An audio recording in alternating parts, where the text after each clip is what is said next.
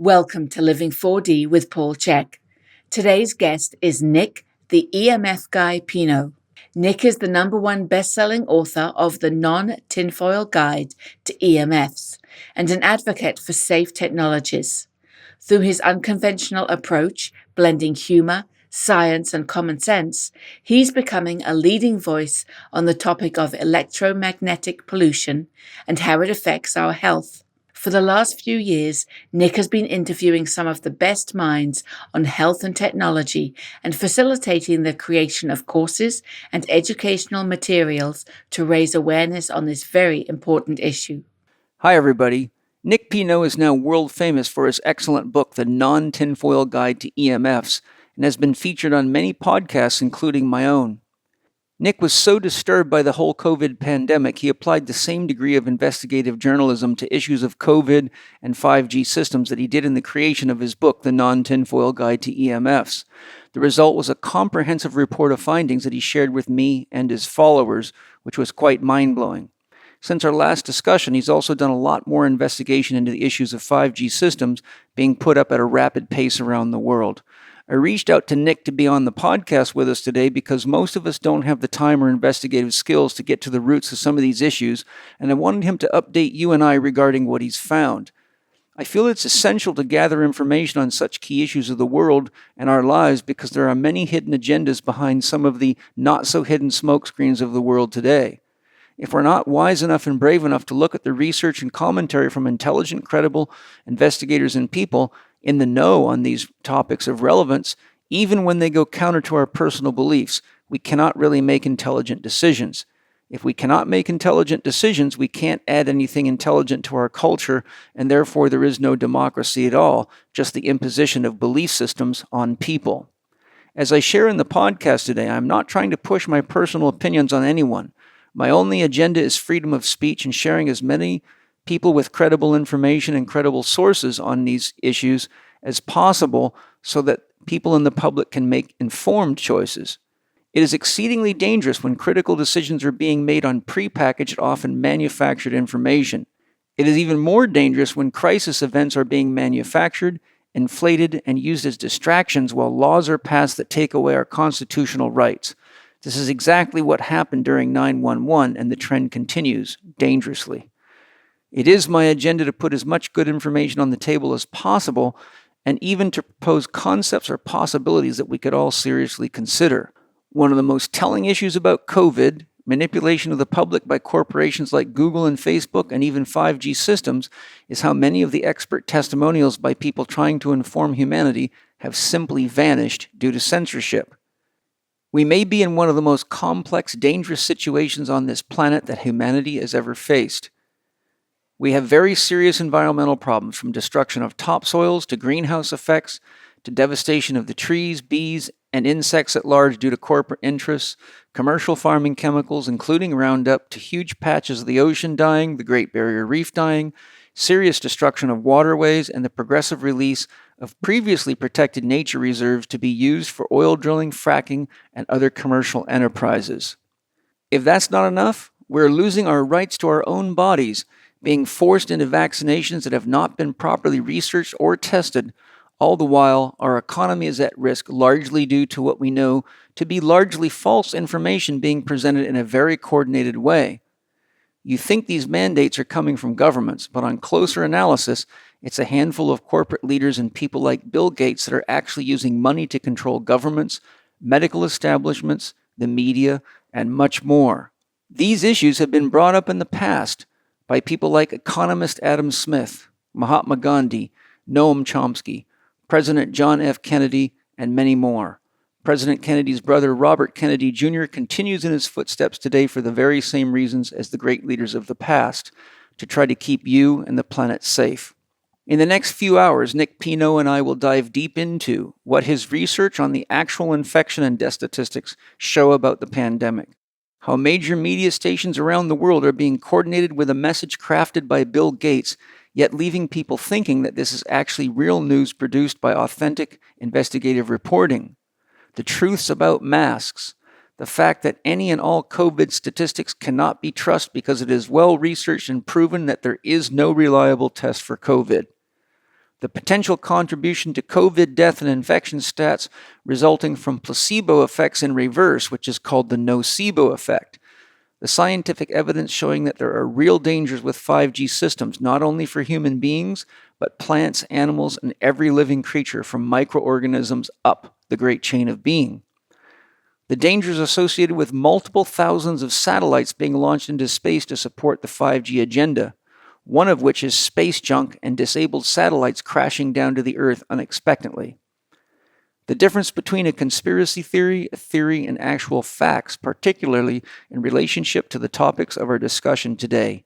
And we will talk about the amazing power of biogeometry to convert negative, harmful EMFs into life force energies that are beneficial for nature and human beings, as well as other viable solutions or paths to solutions. It is not my goal nor Nick's goal to make anyone wrong or deny anyone rights to their own opinions. It is our goal to give you the awareness of what questions we all need to ask and to share what many highly credible researchers, doctors, and scientists are telling us if we can gather their information and warnings before they are censored. And that alone, my dear friends, should tell you we have a skunk smell emanating from the highest levels of government around the world. I hope you enjoy this update and my often deep dialogue with Nick Pineault. Hello, welcome back to Living 4D with Paul Chek. Today I have my friend and someone who I really respect for his great contributions to our understanding of electromagnetic pollution, Nick Pineault, the author of the Non-Tinfoil Guide to Electromagnetic Pollution, and someone who provides us a lot of up-to-date information on all sorts of technology and issues of the day, such as the COVID issues, 5G, and also helps us find ways to enhance our lives. And that's Nick Pineault. Welcome, Nick. Thank you, Paul. It's an honor to be here again. Yeah, I always love sharing with you, and I'm grateful for all your amazing work out there. So I titled our podcast today, Where Are We Now? COVID, 5G, technology that supports us. And, if I extended the title, and we should be concerned about. So I put together some questions because, watching your newsletter and me being just so busy with clients and podcasts and everything in my life, multiple businesses, I can't keep up with it all. And I probably watched 100 hours of documentaries on all these things and got to the point where I just felt saturated and just couldn't take anymore. So I have to give you an honor, a medal of honor for the capacity to stay in there and keep up with it all. So I wanted to use this opportunity to help you, get you to help us kind of get where we at now with some of these things. So I know you've looked into the whole COVID pandemic quite deeply. I'm wondering if you can give us an overview of your finding and what you feel is really going on behind all the illusions that are being broadcast on various television stations, the web, pretty much any way they can capture people's minds. And as we all know, they're screening things very heavily. And I was talking to Leslie Manookian about this. We had quite a deep podcast on the COVID thing. We were talking about truth. And so one of the things that we discuss is, well, people are having a very hard time right now figuring out the truth because of all the screening, which is really an invasion of our freedom of speech and the use of technology as a weapon against our own people. And she said something quite profound. She said, well, you can easily tell what the truth is. That's what they keep taking down. Yeah, something like that. Yeah. And so I thought that was a really quite a genius statement. I mean, yes, if they were really interested in the truth, we put all the chips on the table so we could have a democratic discussion about it and talk to the experts in each area. And having watched so many documentaries and interviews on the COVID with everybody you can imagine, it's very, very clear that they're taking down anything that informs us of anything other than their agenda, their narrative, and their means of meeting their own objectives. So with that said, can you just share what's going on from your perspective, having looked into this so deeply? Where are we and where do you think the whole thing's going? And if they get away with their plan and people stay asleep and keep believing what they see and read, where's that taking us?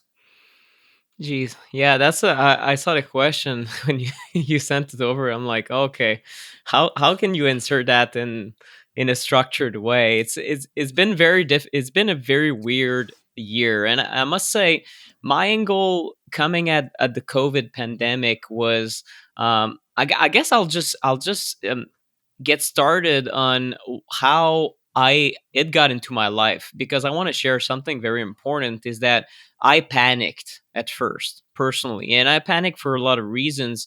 I was in Japan with my wife and kid, and we were supposed to meet in April, mid-April, so it was around mid-March where we're supposed to go back in Montreal and then go to California for an entire business trip. And I'm completely blindsided by the situation, because I don't. I've been tuning out of mainstream media for 10 years. And sometimes my wife, Jen, rightfully says, you're a little bit disconnected from the world. And that's true, because I literally have no idea. There could be a flood in Montreal. I wouldn't even hear about it on the news because I don't watch the news. So it has its pros, because I don't watch a negativity, but sometimes it's a little bit too much. And in that case, I got blindsided, because literally the first time I heard about COVID was my wife telling me, Nick, something is happening. The Canadian government wants everyone to come back home. They're going to maybe close the country. And it was like, what are you talking about?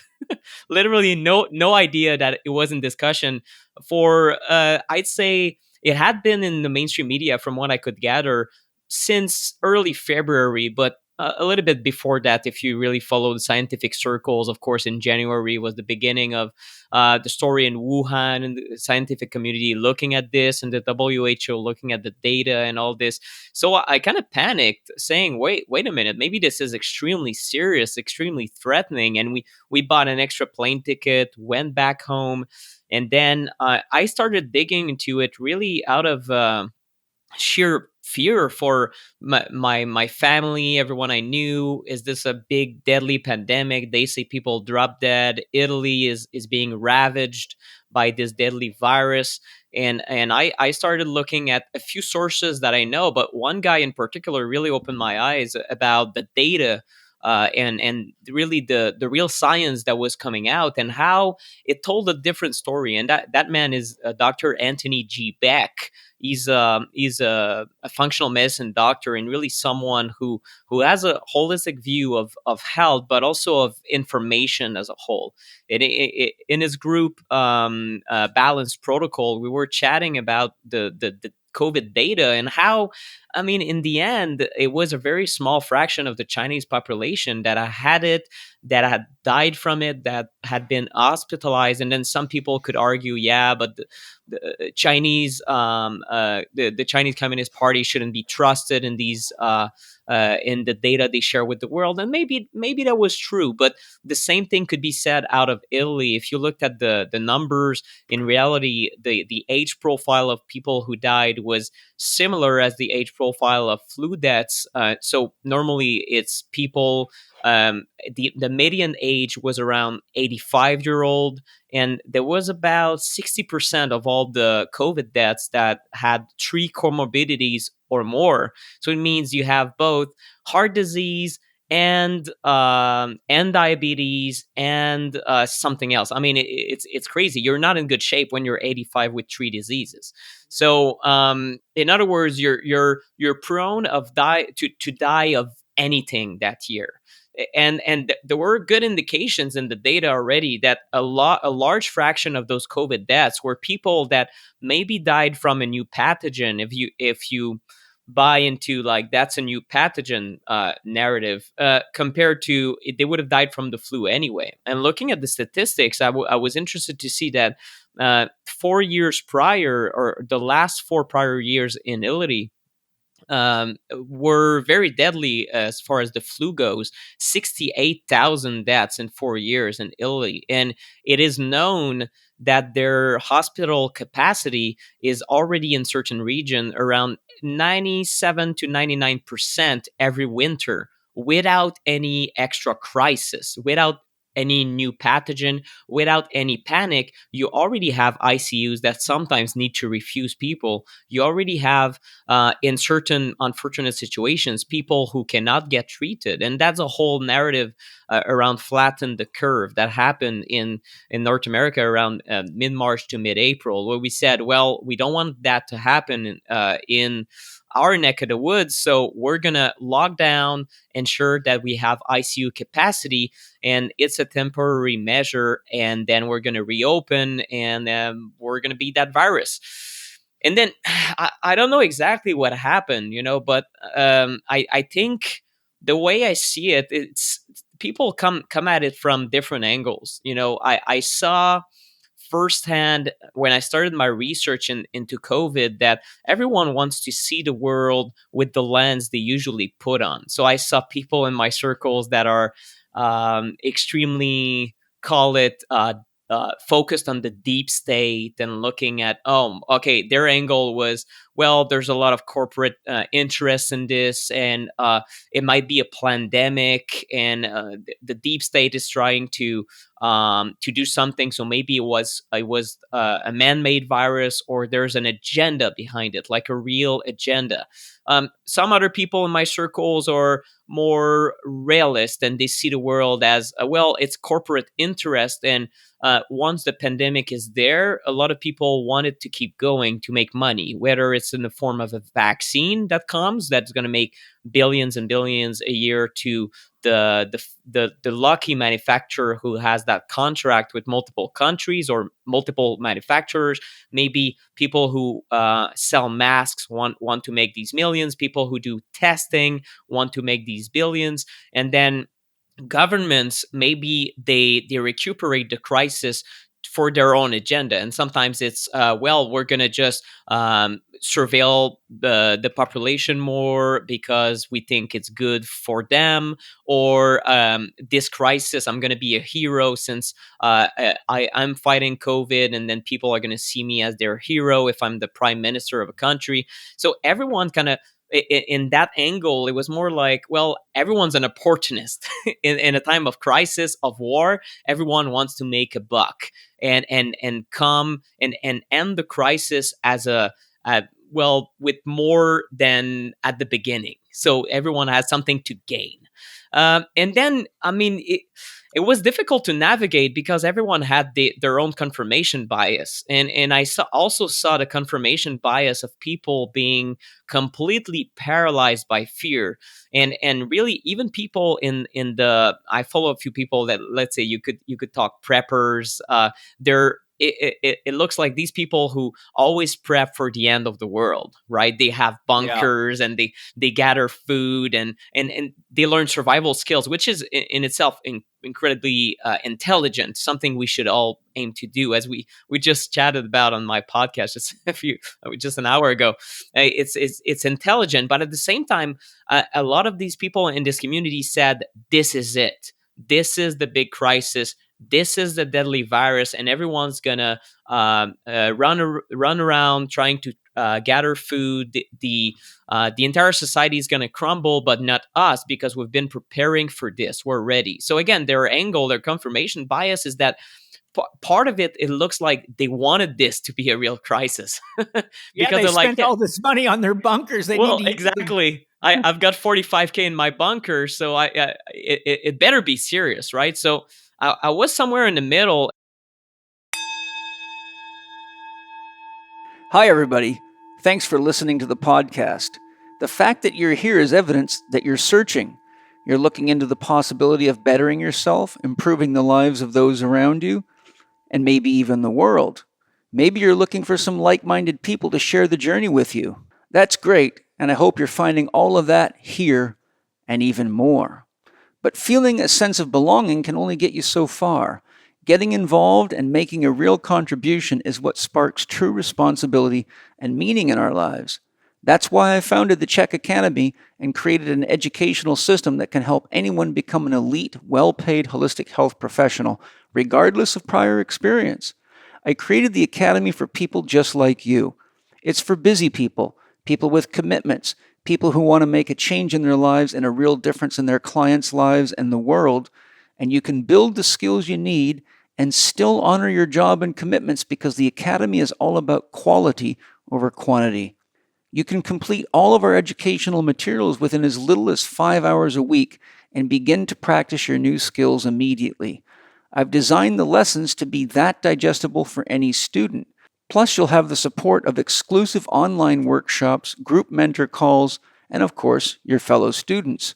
It's everything you'll need to become a world-class holistic health practitioner and a real difference maker in the lives of those around you. Go to chekinstitute.com/academy. That's chekinstitute.com/academy to apply and get a free consultation with our career advisors and learn more. Applications are open until November 15th, but I may have to close it down earlier because we've had a lot of applications and there are limited seats in the Academy. We try to keep the class numbers down so that there's a lot more instructor contact and better depth and penetration of learning. Thank you, and I look forward to seeing you in the Academy, where we achieve personal well-being and share our love and wisdom with the world. With Anthony G. Beck, we started, he really looked at the data in a few lenses, and one of them was history. So what is the history of past pandemics? What has happened in previous years as far as overall mortality from influenza-like illnesses? How many people are usually hospitalized in the US at this time of the year versus 2019 versus 2017 versus previous years? So it really opened my eyes to, okay, well, we need to put it into perspective. So, for example, a lot of people looked at Italy and they said, this is an unprecedented crisis. People are dropping dead in the ICU and they're on ventilators and all this. And it was shown in the media as something unprecedented and deadly and dangerous. And everyone panicked in North America, mainly because of those messages in Italy, combined with the Imperial College, that is basically Ferguson and a few researchers that published a paper around mid-March that predicted that in the US, if we did nothing, 2.2 million people would drop dead before the end of the year, I think. Something like that, around that prediction. And then if we did everything right, it was around 1.1 million. That's still a lot of people that would die, and that was like a really apocalyptic prediction. And it made this is the paper that made Boris Johnson in the UK do a complete U-turn on his strategy. He decided at first, we're going to do like Sweden. We're going to maybe do social distancing, hand washing, and then we're going to kind of watch and see, ensure our ICUs are ready and whatnot. But instead, he saw the paper, and the next week they were locking down. So he decided to completely turn around, and a lot of countries, based on that paper, kind of panicked. And the problem with that paper and with the perception of what people think happened in Italy is that I think the media started spinning a lot of stuff out of context. And then, of course, you could say, well, the media, who's owning the media? And yeah, it would lead you to big players such as advertisers from the telecoms, from big pharma. Bill Gates. Bill Gates, yes, of course. And I mean, I saw articles about Bill Gates funding in the millions, if not billions, of dollars every year to educate journalists. So it's there's a lot of conflict of interest. You know, I come at it as a realist. I had a very hard time because, again, I'm in between looking deep down into the rabbit hole of deep state and interest, but sometimes it gets there's it ends in the corridor and there's no door. We lack the information, and I don't like it. I don't like speculation. I like to stay with my feet on the ground. So instead, I took the scientific approach, because I quickly found that certain scientists were saying, "Wait a minute. Well, yes, in Italy it looks bad, but look." Italy normally is bad when it comes to the flu, and in the north of Italy, where most of the mortality was, it's already at full capacity in normal years. So the images that the media are filming and then putting on to Reuters and I don't know Associated Press, and then everyone's on CNN and CBC Canada or whatever are showing, it's the same images you could have taken in 2017 when the flu was at a pandemic level and mortality was very, very, very bad. And a lot of people in this age group that have comorbidities were already dropping dead. So the problem is that the media spun this as if this is a new thing, and it really went out of control. At this point, most people believed that a few things about COVID. And the main thing that they believed is that this virus is it's a novel, right? Again, COVID, novel coronavirus, novel. So in other words, it's unprecedented, it's novel. We have no former immunity to the virus. We don't know anything about COVID. It could kill anyone. We have no idea what's going on. And I think this message wasn't right. In reality, very quickly we had data. We had data about what happened in Wuhan, what happened in other parts of the world, and we had data, for example, that clearly showed very, very early. I wrote my first article April 1st, and it was already clear that COVID was not killing us, basically not a single child around the world. And then there came some exceptions, but in reality, in mid-April, there was a paper in I think it's the Lancet that showed that the flu was way more deadly than COVID for children every year. In the US, for example, you have a few hundred children that unfortunately pass away from the flu, and most of them have, let's say, cancer or autoimmunity, and they're already in bad health, but not all of them. Maybe there's a few healthy children that pass away from the flu, and this is horrible. But we don't perceive the flu this way. It's part of our reality. It's part of society, and I mean, we almost laugh about it, like, oh, I just have a bad flu. Ha ha ha. I'm going to take a glass of water, sleep it off, right? So it's not perceived that as a big health threat. But COVID, the coronavirus, it was this new word that came into our global consciousness that really seemed people saw things like movies, Contagion, right? That movie with Jude Law, and crazily enough, I saw news that this movie was among the top Netflix top watched movies in March and April. So people in the time of pandemic, their best idea to calm down their nerves was to watch a movie about how the world is coming to an end because of a deadly virus, which is very sadistic. I don't know why people do that. But again, it shows you that maybe people have been watching too many movies, and then the mainstream media was really playing out a movie on the TV, to be honest. The way they were talking about it was their coverage was not balanced, and the numbers were not shown in perspective. So instead, in Italy, we should have said, well, normally Italy is in deep shit.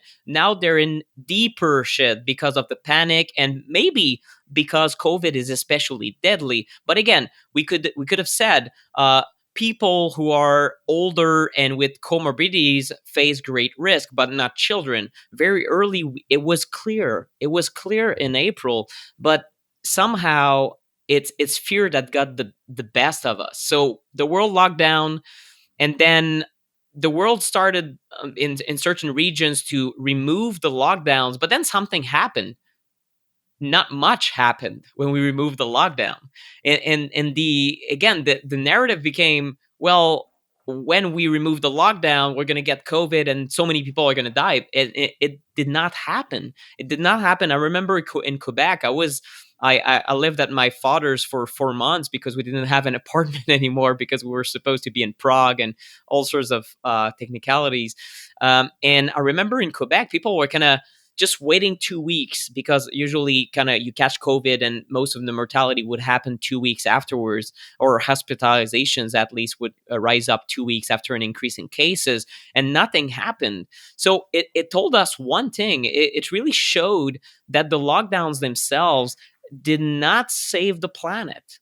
But the perception was there that we were supposed to all die. We locked down, and then when we reopen, well, now there's a break in logic, because normally you're supposed to be seeing an increase in not only cases but also mortality, hospitalization. It didn't happen. So that at this point, logic, I feel like April and May is where logic really left the entire COVID debate. Logic and science, and a lot of scientists are completely shocked at what happened afterwards, because um, at this point we have a lot of information about COVID. Clearly, in May, we already know lockdowns are not very effective or even needed, because most of the ICU capacities stayed low. In Canada, they stayed pretty low. Even in the UK, where they did everything they could, they built 8 or 9 the Nightingale military hospitals. They had to dismantle them after seeing a few patients. Even in New York City, they had military help with that entire that hospital boat that they summoned to help out, and in the end it wasn't used because the capacity was, yes, there was a lot of mortality in New York City. I'm not denying that, but most hospitals were fine, a few were not. And then overall, the ICU capacity was still good.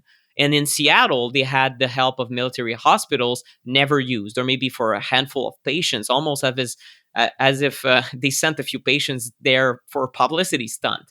So in reality, the preparation was way, way, way overblown. And it was already clear in May. But at this point came the uncertainty of, well, maybe it's going to come back, or maybe there's going to be a second wave. And in reality, it never came. In the US, we did have, because of the seasonality of coronaviruses, which the WHO denies, but it's very clear that you had one wave in the north around, New York City was March, April kind of timing. And then later you had the Sun Belt, Florida, Texas, etc., that had their own kind of wave, but it was way, way, way smaller than New York City. And there's a few reasons that could have happened. For example, better care of patients, more knowledge about the virus itself, or maybe New York City was a fluke and the treatment was worse than the cure.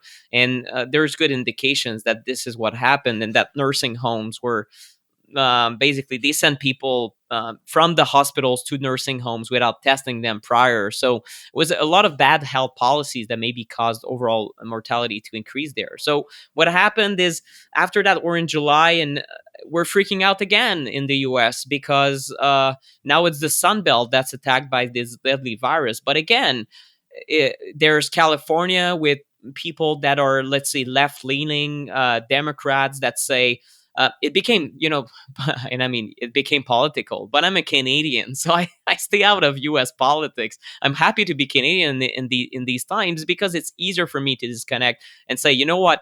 Yeah, some people love Trump, some people hate Trump, some people want Trump to disappear since they hate him so much. But I mean, I'm a little bit, as an outsider, I see that and I say, well, it's cool that you have political opinions, but the virus is not political. It's just a virus. It has to do with health policies and data in scientific interventions for society and keeping everyone healthy.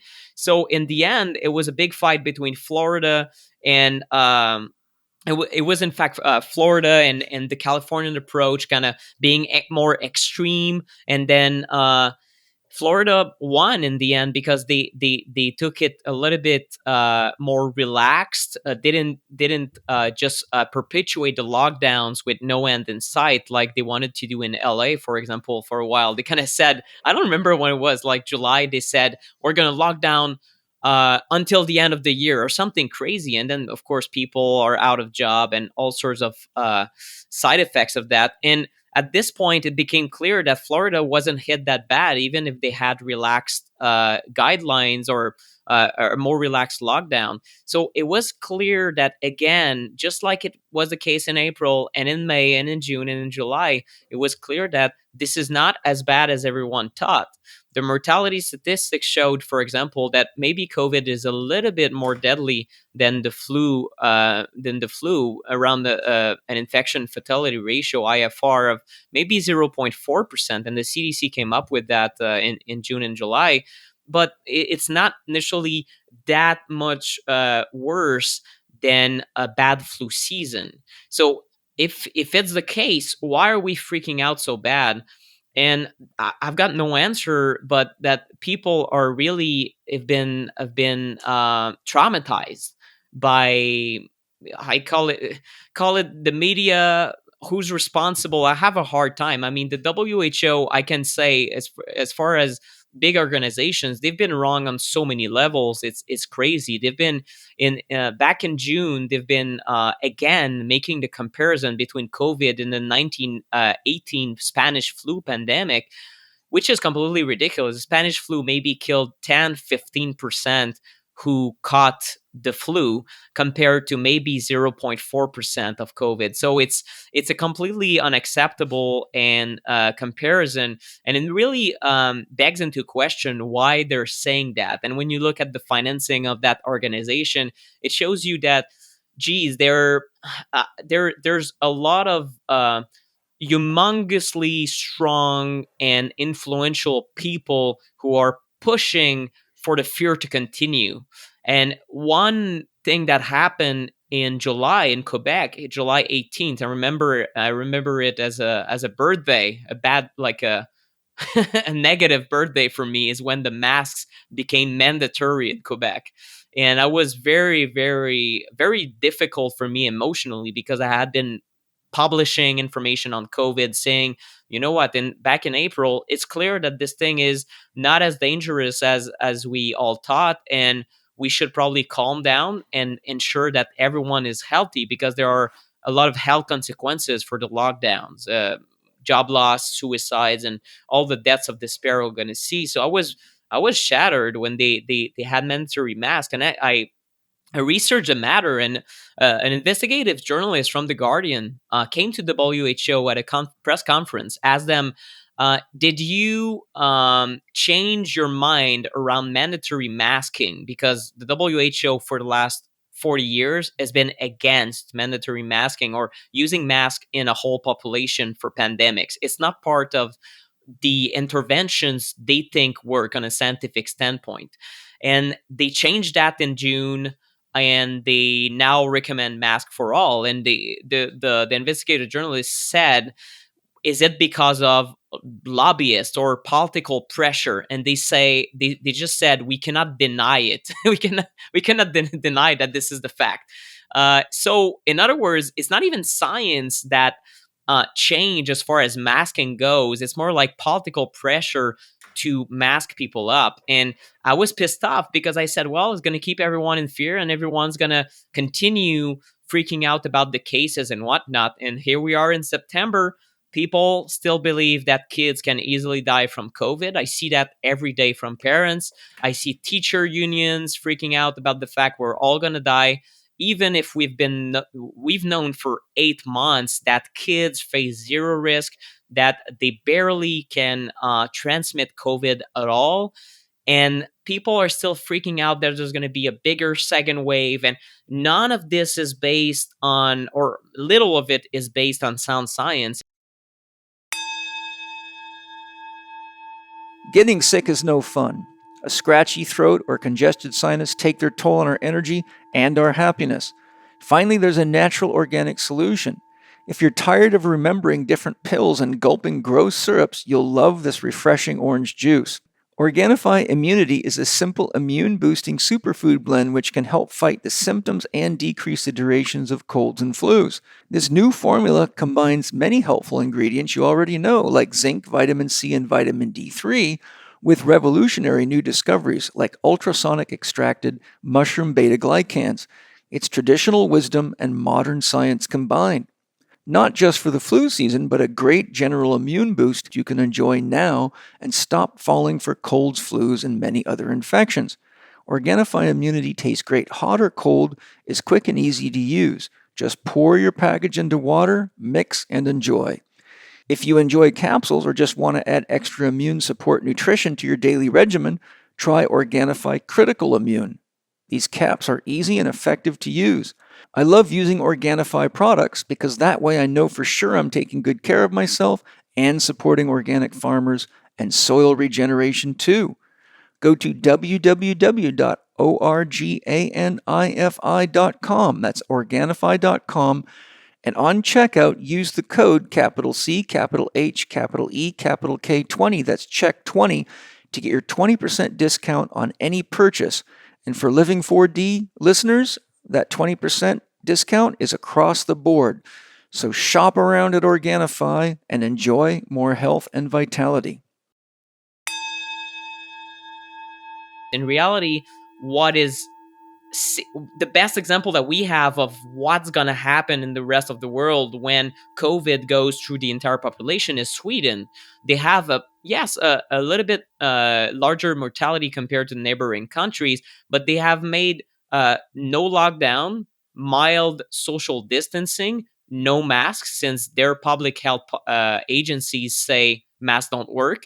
Funnily enough, they say, no, we don't need it. We don't need it in public transportation. We don't need it. Why? Well, because they don't work. So it's their opinion, again, not mine. So certain countries assess the science way differently, but we know that the Swedish don't have financial ties. They're not attacked by corporate interests because their health agency is a completely separate entity from the government. And the way their politics are built, or their health agencies are built, is really quite unique. And I think that's why they had to pursue, instead of trying a lockdown, which is a completely new and novel approach to fighting a pandemic. Instead, they said, well, let's try just what worked in the past, which is social distancing, education to citizens, and making sure, and just saying, well, people are smart, so they're going to protect themselves, and giving citizens responsibility, empowering them, instead of beating them up like it's happening in Australia with police forces everywhere, in New Zealand, which is completely crazy. It really become a police state, and it's completely the wrong approach. And in Sweden, what's happening today is that the news, as of this morning, September 15, as we're recording this, is that they're finally reopening visits to nursing homes. So reopening visits to nursing homes, no ICU capacity that's used at all for COVID, virtually 0 death per day, very few cases, very soft social distancing. In fact, most Swedish people have been going to the beach and just doing their regular things during summer. No fear, no police enforcement. It's almost business as usual in Sweden, and also several countries in the European Union, especially Eastern Europe, like Bulgaria and Hungary, for example.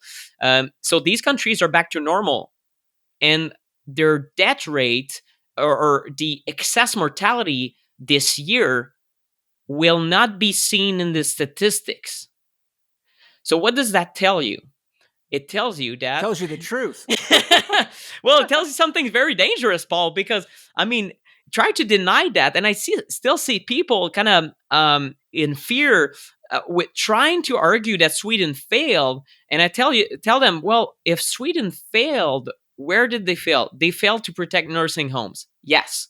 Did they, unfortunately, see a lot of their elderly citizens pass away because they did not prohibit visits to the elderly in these crucial weeks? Yes. Did they apologize? Yes, which is very rare of politicians, I'll tell you that. So aside from that, in Sweden, they did the best European Union guidelines for pandemics. The virus went through the population. People got just responsible, and they didn't have to close down everything. They didn't have to have mandatory closures of schools. Some schools closed on their own because they decided to. So it was empowering people to take their own decisions. And now they're done. They're done, and they're kind of living happy, even if it was a crisis. Don't get me wrong. And some people lost dear ones. And I don't want to minimize the death. And I know some people listening to this conversation will really sometimes you can react with a strong emotional response. And if I had lost someone to COVID, maybe I would be in that camp. But looking at the data, the fact is that we don't see excess mortality in 2020 in Sweden compared to previous years.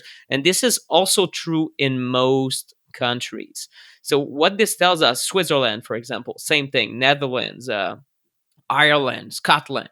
I mean, the examples are multiple, and I think it will normalize in the next months. What seems to be a common factor in places that were hit hard is the amount of panic, but also the amount of elderly people that were, quote unquote, available for COVID to take. If countries had a very mild flu season the few years prior, then they had a high COVID season.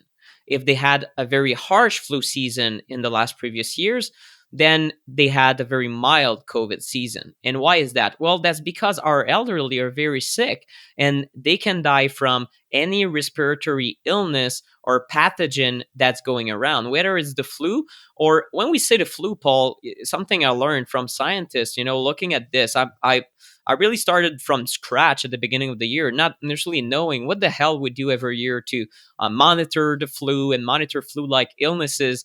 They say the flu, in reality, it's flu-like illnesses and hospitalizations or deaths from flu-like illnesses. It's not just influenza A and influenza B. There are very, very common strains of influenza or H1N1 that, yes, there was this deadly pandemic in 2009, but now it's part of the regular flu-like illnesses annual burden. It's in fact families of viruses that are come and go in different regions of the world.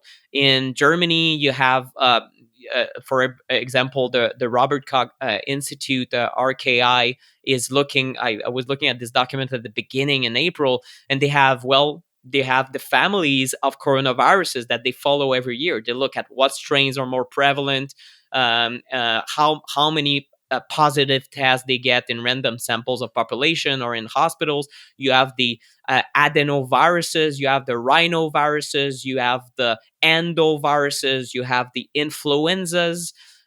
So there's a lot of different viruses. There's in fact more than 200 different viruses that are known to cause flu-like or cold-like symptoms.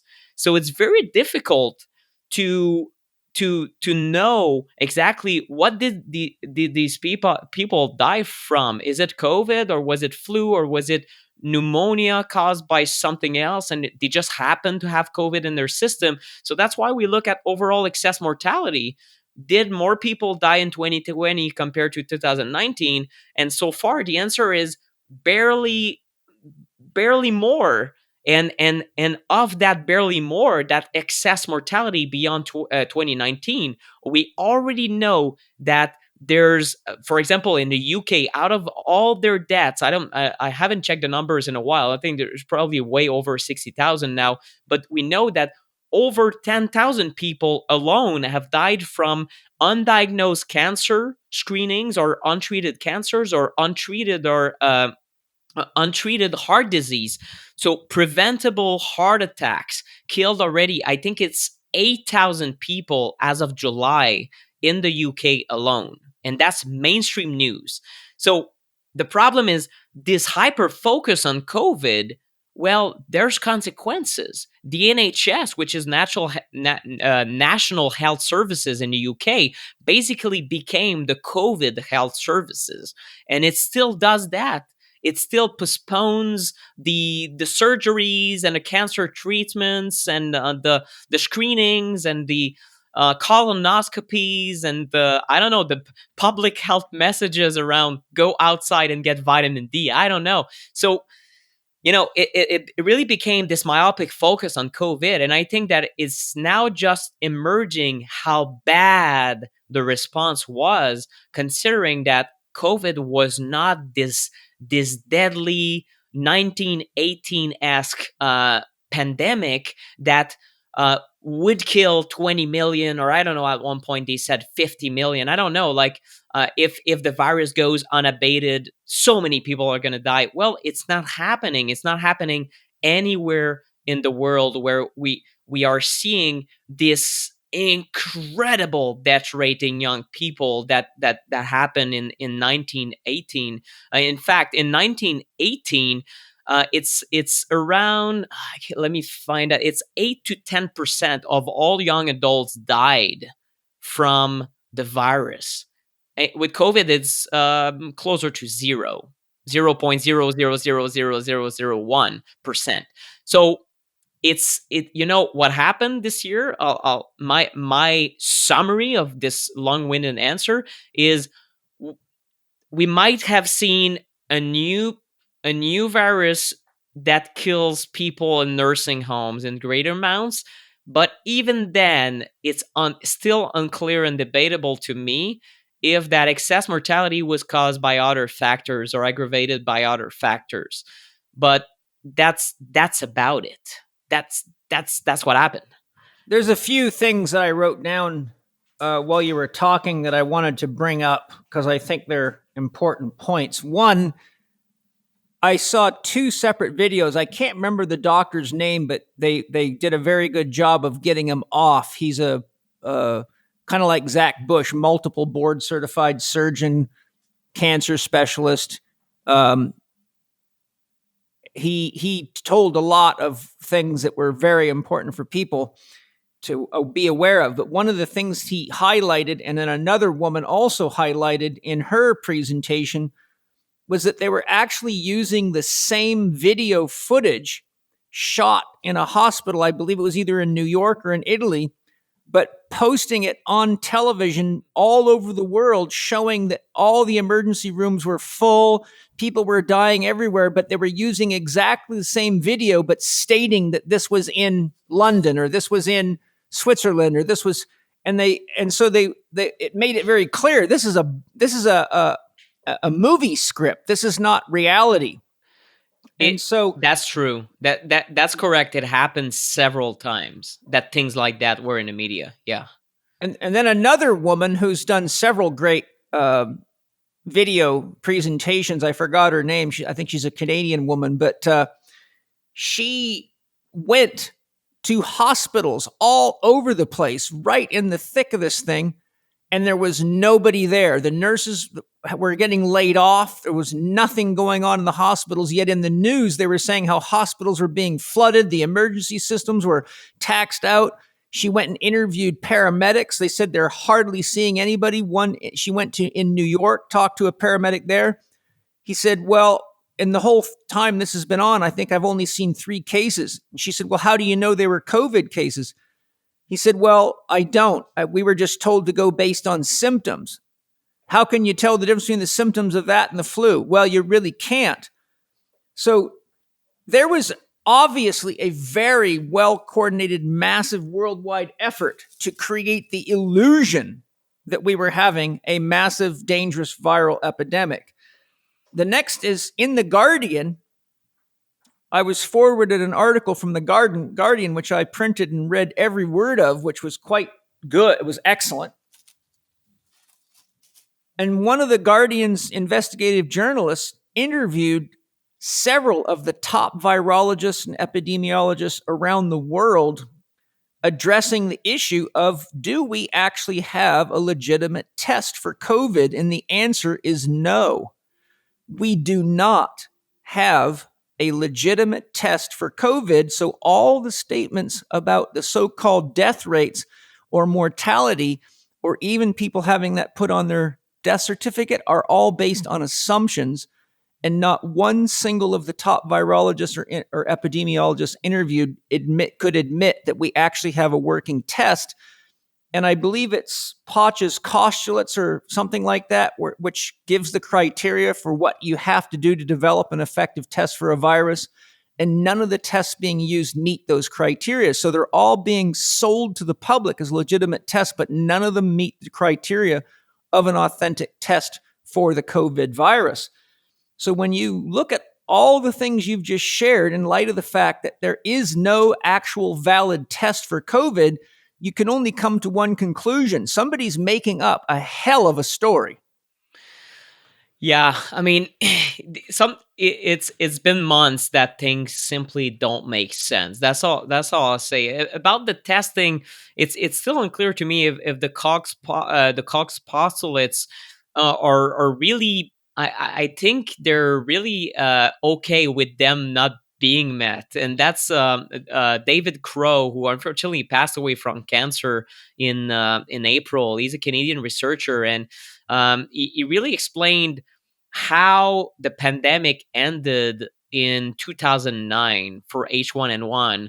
And yes, the testing was basically the same. The Koch's postulates were not met. They were finding cases.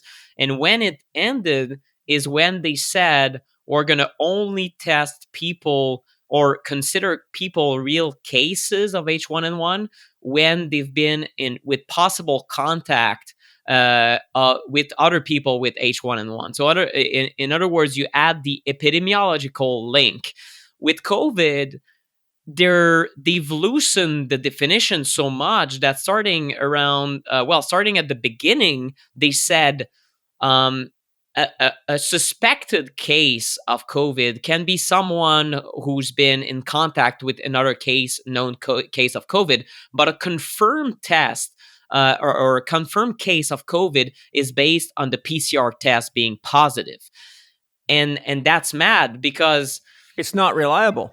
It's not reliable, and it's not because you have COVID in your system that it's initially makes you sick, or now we've learned since the testing has been developed so fast and in such panic, or you could say some people wanted the test to be bad because there are good indications of that as well, that it's picking up past infections. In fact, even the New York Times came up with a great article, and I'm very surprised I'm telling you good things about the New York Times because I've been just appalled at their reporting and their panic and their nonsense they've displayed in this crisis. And I'm not trying to be superior about it. I mean, I'm not even a classically trained journalist, but when I see nonsense, I can call it as it is. And the New York Times has been in sheer panic with predictions and apocalypse over and over and over. At least some people at the New York Times might be coming to their senses, or maybe now the tide is turning a bit, but they've been talking about the fact that most COVID cases that we're finding now at the end of a pandemic with such a low prevalence in the population are probably false positives. What does that mean? Well, a false positive is when I say, Paul, you have COVID. In reality, you don't. It's just that the test was bogus and it gave you a yes. In reality, it should have given you a no. The false positive rate is something that's known in testing, but it's especially bad for COVID tests. For example, there's a researcher who's one of the very important virologists working with the WHO in the last 30 years as an advisor. I think it's Dr. Ling. I don't have the article in front of me, but he found that there's a COVID false positive rate on the CDC test of 30%, which is horrible, because when you look at how much we've increased testing, they're testing in the millions per day. Or I think it's 1 million per day now, or something like that. So it's so many tests. So imagine if there's just a fraction of those that are false positives. Well, we can continue in the media to say we've got thousands or tens of thousands of positive COVID people nowadays, and we're not able to contain this thing, and we're in deep trouble. In reality, maybe all of these are false positive. Imagine if we're just freaking out over testing that is giving us the wrong information. And yeah, it's the mad. Guardian. Hi, you guys. I know you all know that super green powders are good for you if they're made from organic sources and they're processed properly, so the nutrients are there. And that's exactly what Paleo Valley does with their super greens powder. So I brought Autumn Smith in to tell us exactly how she created it and why and what it's going to do for you when you try their amazing organic super greens powder. Autumn, what is the magic you've got here? Well, like you said, we all need to get more of those micronutrients that you find in fresh fruits and vegetables. And so we've created a powder that you do not have to choke down. It has an absolutely delicious berry lemonade flavor. And the reason that it's different is because A, it is all organic, 23 organic superfood ingredients. And B, it is a very, very gut-friendly product because what I found in my practice is that a lot of people don't do well with cereal grasses. And we know cereal grasses, like wheatgrass, can contain lectins that can be hard on the guts of a lot of people I work with. And so what we did was we created a cereal grass-free alternative. We use high quality, the cleanest, highest quality spirulina on the market, raised in India. And then we added the 22 other organic fresh fruits and vegetables, and the flavor will surprise you. So all you have to do to check it out is go ahead to paleovalley.com. That's PALEOVALLEY.com. And you can use the code CHEK15, that's lowercase CHEK 15 at checkout. My son drinks it every day. We call it his ninja juice, and I sincerely hope your family loves it as much as ours does. All right, everybody, go Paleo Green and get rockin'. Hope you love it. The Guardian, when they interviewed all these different experts, many of them stated that one, the test they're using is not designed to diagnose the virus. It's a test that was designed by a researcher for a completely different purpose. And several of the experts gave statistical analysis and said that the false positives could easily be 40% or higher using the PCR test. If I remember, it was the article has, I'll make sure Penny puts it in the show notes so people can read it because it was a very thorough article. I was very impressed. And it gave references and the names of the people. And most of the so-called experts from the standard medical community chose not to comment when asked these direct questions, such as, is there a reliable test that meets the criteria for being a test? They simply would not respond. So this whole thing is built upon what OSHA would call a paper boat. And if you get enough people believing anything, then they actually manifest it. And we also have to consider, when you look at the statistical analysis of the effect of the placebo effect in reverse, called the nocebo effect, which is just as effective as the placebo, all you've got to do is get enough people to hear the same message over and over again, and they actually believe it and start manifesting symptoms based on what symptoms they've been programmed to believe they should have. And I've looked into the whole issue of placebo and nocebo quite extensively, read entire articles and journals and books discussing this because it's such a medical phenomenon and it's very challenging to drug manufacturers, as you know. To produce a drug that's more effective than a placebo is something that's not very often done by drug manufacturers, which is why they resort to producing fake research, which I know for a fact they do because I have a friend that's an FDA agent. He's busted several medical doctors for producing research that never actually happened, that ended up in mainstream scientific journals, mostly on drugs, but they made the research up and pretended that they were running these research studies, and it's all bogus. And this happens regularly, and I'm getting that right from a government agent that's job is to track these people down. So, you know, there's another couple of things. One, I found it very interesting that physicians were being mandated by the American Medical Association to label anything as a COVID death that even looked like something viral. And I saw several interviews with doctors who were absolutely disgusted and appalled that any physician would actually do that because it's a complete breach of the vows a physician takes as a physician. It's basically the equivalent of lying to people and being very unscientific. I saw an interview with a German epidemiologist who's actually in charge of monitoring viruses for the entire country of Germany.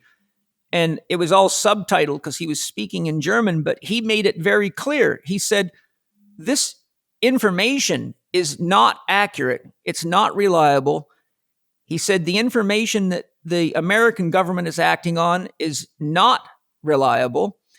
He said, it's my job to monitor these things, and if there was a real epidemic, I'd be the first person to know about it. But what he pointed out is that there's a lot of scientific companies, people involved in science, that make a lot of money off these tests, and that they took this opportunity to create the pandemic because it sells a ton of scientific tests.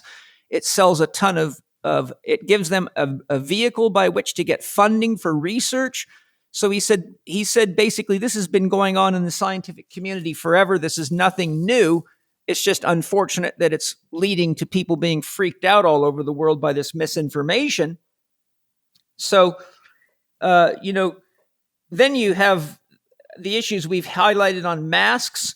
And it's interesting because, if you go back to the 911 event and all the TSA in the airports and all the screening technologies, and you look and ask yourself this question, how much money is wasted in airports every day of people having to throw food, water, and belongings into garbage cans, which they then have to go inside the airports and buy? It's in the billions and billions of dollars a year. Yeah. I saw a research report that investigated airline security, and it analyzed how much airline security had improved since the implementation of TSA and all these measures that have been taken. Guess what the percentage of increase in airline security was? 4%? I don't know. 0. Oh, jeez. 0. Oh, no. The entire thing is useless. It had not saved any deaths or any incidents whatsoever. It's another brainwashing scam. Having studied brainwashing, having been in the military and know exactly how they do it, all you do is create a threat, create chaos, and then create the illusion that you have the solution and make it so that people have to follow orders to get to the solution, or you put them away. And that's exactly what's been going on, is a very amazing worldwide brainwashing campaign. And when you follow the money, it leads back to just a few organizations and a few people. Then you have, I saw a guy giving a podcast out of Japan who's an American guy, and he did extensive research. He showed government documents from other countries, such as Germany and other countries, going all the way back. If I remember the earliest ones, I think one of them was 2013. I think there was one from 2005. Intergovernmental discussions of the COVID exercise and the application of martial law, specifically to practice controlling the public and getting them to conform. He showed government documents from inside the US government, the German government, and several others going back many years. Then we have the issue that in November, I think 2015, if I remember right, Bill Gates was awarded a patent on coronavirus 15. And paradoxically, 3 months later, he announced publicly that there would be a viral pandemic coming and we would need to get ready for it. How does that happen? Yeah, Paul, what I realized is that this year, at one point, I talked about my initial panic, but it wasn't the easiest year for me because I did go a little bit, I think I took it too seriously, like reporting on COVID, and I was anxious for it to end, and I wasn't being patient and zen about it. Not a second. I forgot to meditate, to be honest. So the problem with it all is that we don't know exactly who's behind it, but people who talk about that topic of corporate interest or an agenda, they get they're in their own echo chamber, and most of the population aren't even willing to have that discussion, so they label them as conspiracy theorists, which is ridiculous. Yes, there are conspiracy theorists. I see some people on the internet coming up with all sorts of crazy ideas that have really, they're sometimes almost funny because they have nothing to do with reality, or they're just speculative. But if we talk about control, mass control, huge forces wanting to control populations, brainwashing, propaganda, which is, I mean, a tool that's been used for ages. I mean, well, exactly. We know the Nazis have used it, but we know the CIA has used it. We know that the CIA has paid thousands of journalists in the US, and this has been in the news in the 70s and probably has been continuing since then. And that's part of the pandemic documentary, which I've watched the part 2 of, Indoctrination. And I watched it a few days ago, and everything that has been said in the media, it's fake, it's a conspiracy theory. And what I found in this documentary is interesting information, well researched, well thought out, and I'm open-minded enough to say, well, it made me think, and that's it. I didn't see arguments made out of nowhere. I didn't see an incitation to violence. I didn't see misinformation, and that's unfortunately a lot of people just listen to sources that confirm their own beliefs. And 2020 for me has been the year I've been realizing how much I do it in my own life, to be to be honest about it, and how much others do it in their life. Confirmation bias. So you think the virus is very dangerous because unfortunately your uncle has passed away from COVID a month ago. Then everything you read on the internet that's minimizing the risk, you say bullshit to, right? And you read the New York Times and you say, yes, it's true, COVID is super dangerous. And the opposite is true. I see people in this world of deep state and agendas, and sometimes they go overboard too, or they only talk to people who think like them. So we all do this, and I saw it in a major way this year, and I find it so unfortunate that and so, well, it angers me that there's the mainstream media that clearly has I would say an agenda, but they push back against what is perceived as conspiracy theory, when in the end, geez, pandemic is it's better work than most investigative journalists are doing these days. I'm sorry, but it's better work. And where are the real journalists, Paul? I mean, they're off platforms. Kim Iverson and Ben Swan, who's a great reporter, award winning, well, doesn't have a platform anymore. He's speaking on YouTube, and now he's trying to create his own video based platform, ICE Media, ISE.media, which is great because it's been censored, it's been pushed aside. It looks like all the real journalists that are supposed to investigate all matters. Does the virus has a man-made origin, or was it tampered with in a lab?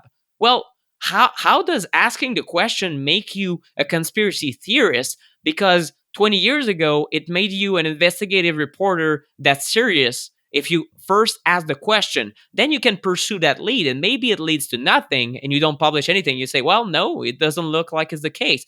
But you pursue it. You ask the question. Nowadays, it looks like asking questions is an act of, I don't know, it's being criminal or something. Terrorism. Yeah, you're doing misinformation. And I wasn't shielded against that groupthink and that pressure to conform. In fact, right before I published my article on April 1st, I remember March 31st, I was sitting in front of the computer having second thoughts. And I told myself, I took the decision. And that's one of the most important in my career as an author, educator. Some would call me investigative journalist, if you want to use that term. I really don't mind. But as someone who's trying to research the truth and report it as I know it, is I was freaking out. I was ready to lose my position on Facebook, to be banned from YouTube, from LinkedIn, to be lynched by my colleagues because I saw people that I consider great colleagues that I respect a lot functional medicine space that were literally freaking out over COVID, like completely paralyzed by fear, saying, everyone get inside, this is deadly. And what I published went against this opinion, and I was afraid of publishing something that I considered to be balanced, fair, and the truth as I researched it. And that tells you something. If I'm afraid after years as an author on EMFs of all subjects, of all topics, I've been talking about EMFs. I'm on the fringes of science, if you want, for years. And even with that background, I was terrified to publish on this.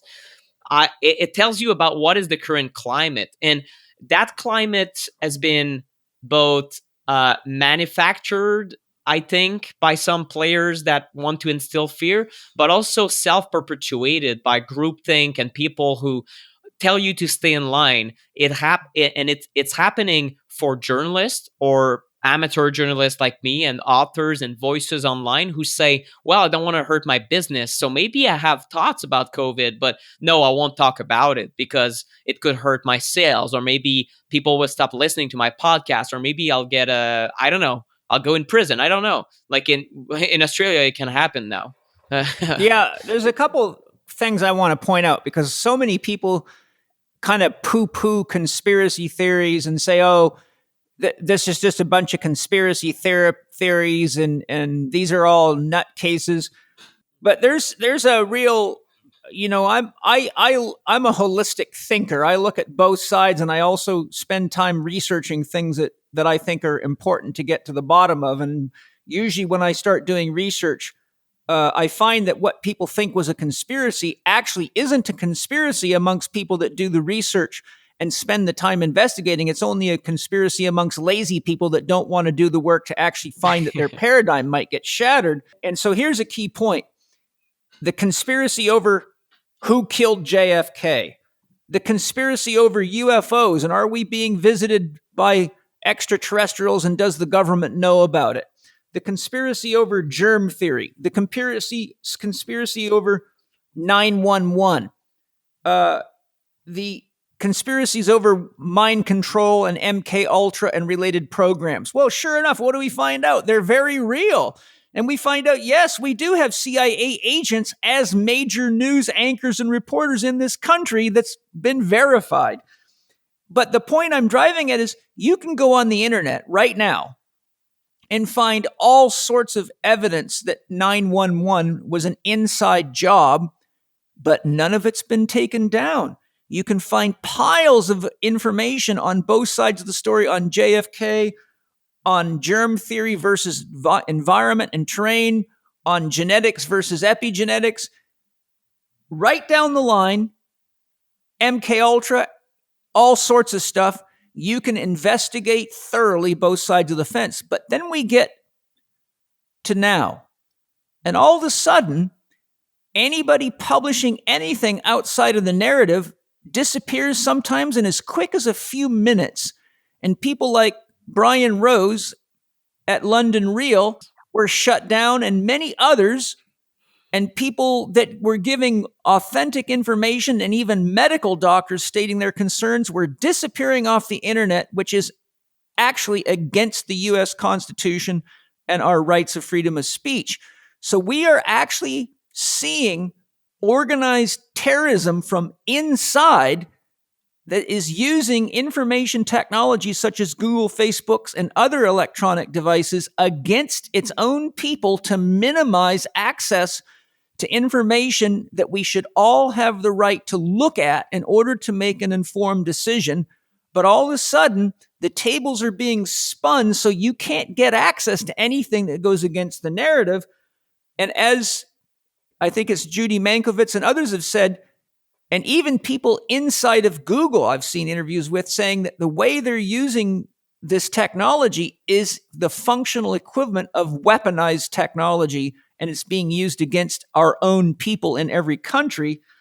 So my point is that when you're talking about a conspiracy, you're talking about something that people talk about, but there doesn't seem to be any evidence for.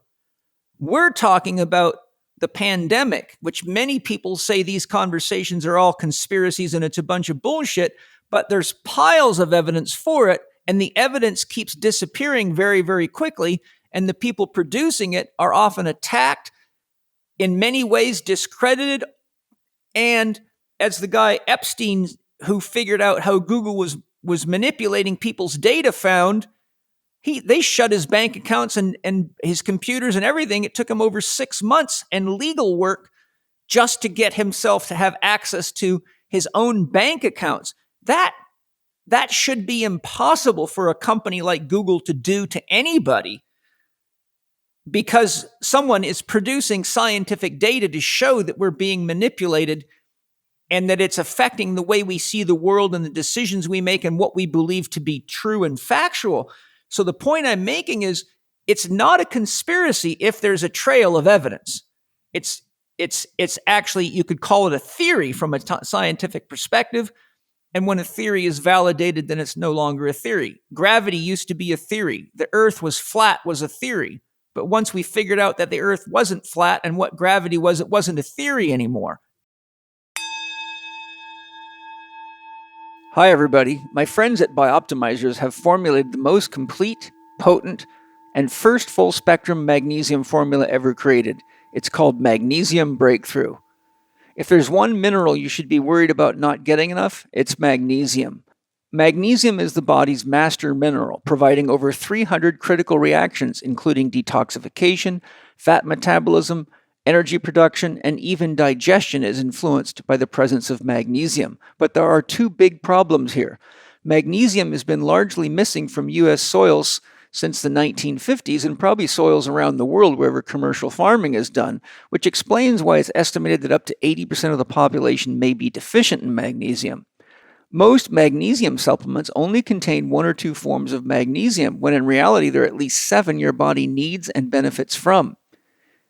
If you take this later fact into consideration, it's logical to conclude that 99% of the population is likely to be deficient in 2 or more essential forms of magnesium.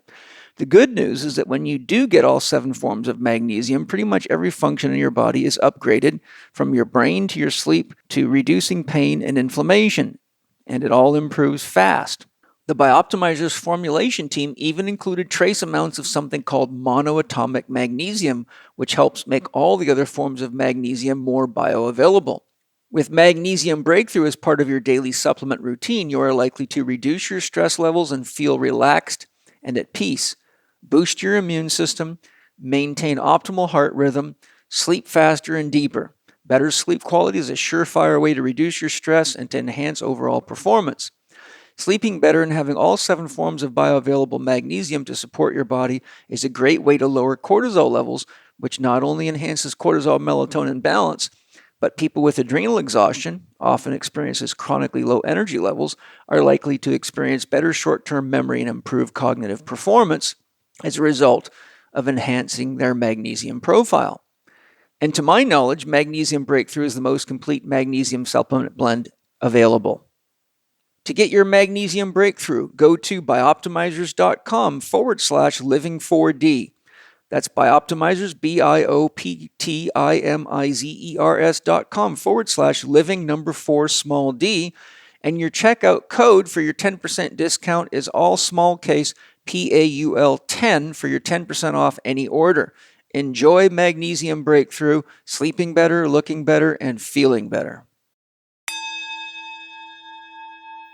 You know, when I look at all this stuff, I say, well, look, we've got some really serious things going on that we all need to look at, and we have to ask ourselves, why is this smokescreen being put out? Well, 1, there's a lot of profit, but 2, you look, for example, at the military-industrial complex, which is one of the most expensive organizations in every country. The military budget in the United States alone is absolutely friggin' massive. But one of the things that is becoming common knowledge is we cannot afford to start a war as a profit-generating system anymore, because something like 23 countries have nuclear weapons pointed at each other. And if anybody releases one of those, then the countermeasures are going to destroy the whole planet. We have enough nuclear power to destroy this planet 179 times over. So what a lot of the people that are in the know and inside these industries, and I've looked into this, are pointing to is that now they're creating chaos, confusion, and pandemic type situations like we're going through as a means of doing exactly what they did with 911, which is to create billions and billions of dollars of profit. Well, guess who's involved in all this? The military industrial complex. Who makes all the screening machines? Who makes all the armaments? Who makes all the protective gear? Who does all the trainings for all these people? This is the military industrial complex.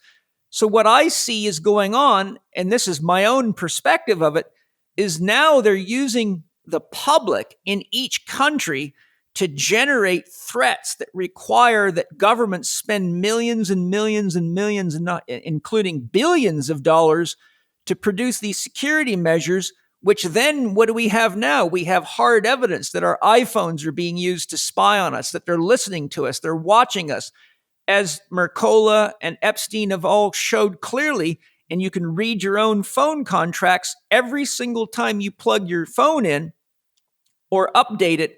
Your data is being uploaded to a cloud. They've got every picture of your crotch, your girlfriend, every conversation. All of that is being stored. And when you agree to update your phone without reading the fine print, you're agreeing to that. And so now we have real talk on the table with Bill Gates talking about chips that will monitor you wherever you go, that will tell you what vaccinations you have. They can monitor your spending. They can do real-time monitoring, tell you exactly what room you're in your house. Well, who's doing all this? This is military industrial complex. So what I'm saying is, because they can't afford to start a war to use it as a profit-generating center, they're actually creating an illusion of a war within each country, creating division, creating fear, and using that as a vehicle to implement advanced security tactics, which then lead to more arrests and to more fear and more control. And so what do you have? You have a system of brainwashing designed by the people that have the money to pull something like this off. And if you look at the amount of money going to be made off security measures and the amount of money to be made by people like Bill Gates off vaccines alone, it's in the trillions of dollars. So, there's an old saying, he who has the gold rules. I don't think you need to be really smart to follow the money trail here. I mean, the amount of money Bill Gates has spent on investing in media and investing in journalists, and like they showed in the pandemic, isn't it a miracle that all over the world in the news on the same day, exactly the same message is being given, all of which come right from Bill Gates? How do you overlook that unless you're just a moron? Yeah, if you're a journalist, that's your job in the first place. Looking at, oh my God, who's funding me? Who's deciding in the end what my news organization and my bosses are going to tell me what is allowed in the newspaper, on TV, or on the internet? Yeah, completely accurate. And do you want to dive into 5G? Because I think there's a link there. If you talk, I mean, we're talking about surveillance and all this. One angle of 5G that is important to understand is simply that. So 5G is the fifth generation of wireless or cellular communications, and with 5G comes also the Internet of Things, the IoT, and both of these developments. One of the reasons they're concerning in my works around electro-pollution or EMFs, electromagnetic fields, same terms. I really like to use electro-pollution these days because I think it's really telling for people compared to EMF that they think it's that group from the 90s. No, it's just a joke. So basically the surveillance grid that people who want to imitate China in the end, you want an example of a society that has succeeded in a surveillance state. Look at what technologies are actually used at the moment in China. And well, not just China, Nick. London has said, England has been said from research I've looked at to have more security cameras per capita than any country in the world. All you've got to do is walk around London. there's cameras looking up your backside. They're watching the populace of London, England, like it's a prison state. So it's not just China. When you start looking around the world, this stuff is coming on very stealth. And isn't it interesting that during the COVID pandemic, they were installing 5G systems in schools all over the world? Yeah, that's correct. Well, the just no one was there to interfere, so they just rolled out 5G even harder. Yeah, it's with 5G Internet of Things, it just adds more sensors, more cameras, more connected objects, and the possibility for someone to do something with it. When I refer to China, Paul, it's really more what they do with it that is more draconian, like the blacklist, for example. You have if I'm not mistaken, it's in the millions of individuals that are on that list now that have reduced privileges, cannot take certain modes of transportation, cannot get a passport, etc. So if it happens in democratic countries, well, right now most people maybe would have thought back in 2019 that no, it cannot happen back home, but well, the entire world in 2020 just decided to go with the Chinese government's version of what is right to do with for a pandemic and do a complete global lockdown in certain situations like New Zealand and Australia for months on end.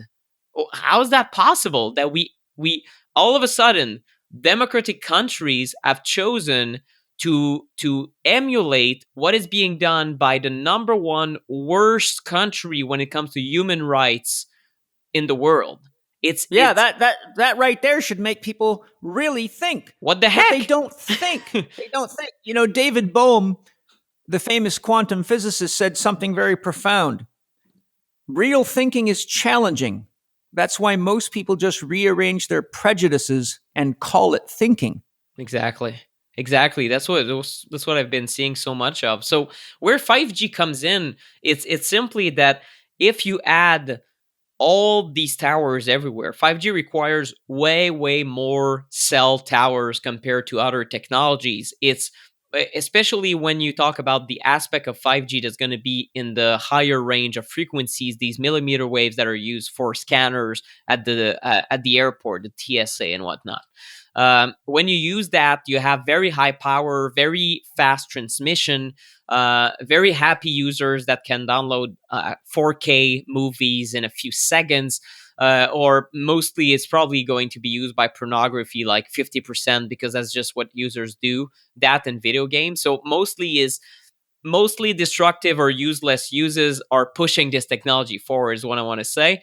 And you have more towers everywhere, more electro-pollution. Of course, that's a whole another aspect when it comes to the health of any biological being on the planet, but also more possibility of scanning, mapping the environment, seeing who's there with millimeter waves. You can see who's inside a building and whatnot. You can already do that with Wi-Fi, by the way. And the military, one of the reasons the military complex is pushing forward just the use of wireless overall is this capacity that they have to tell who's inside a building based on how the Wi-Fi signal is reflected on their body. That's a conversation I had with Alasdair Phillips, who's an engineer and EMF advocate from the UK, from PowerWatch UK.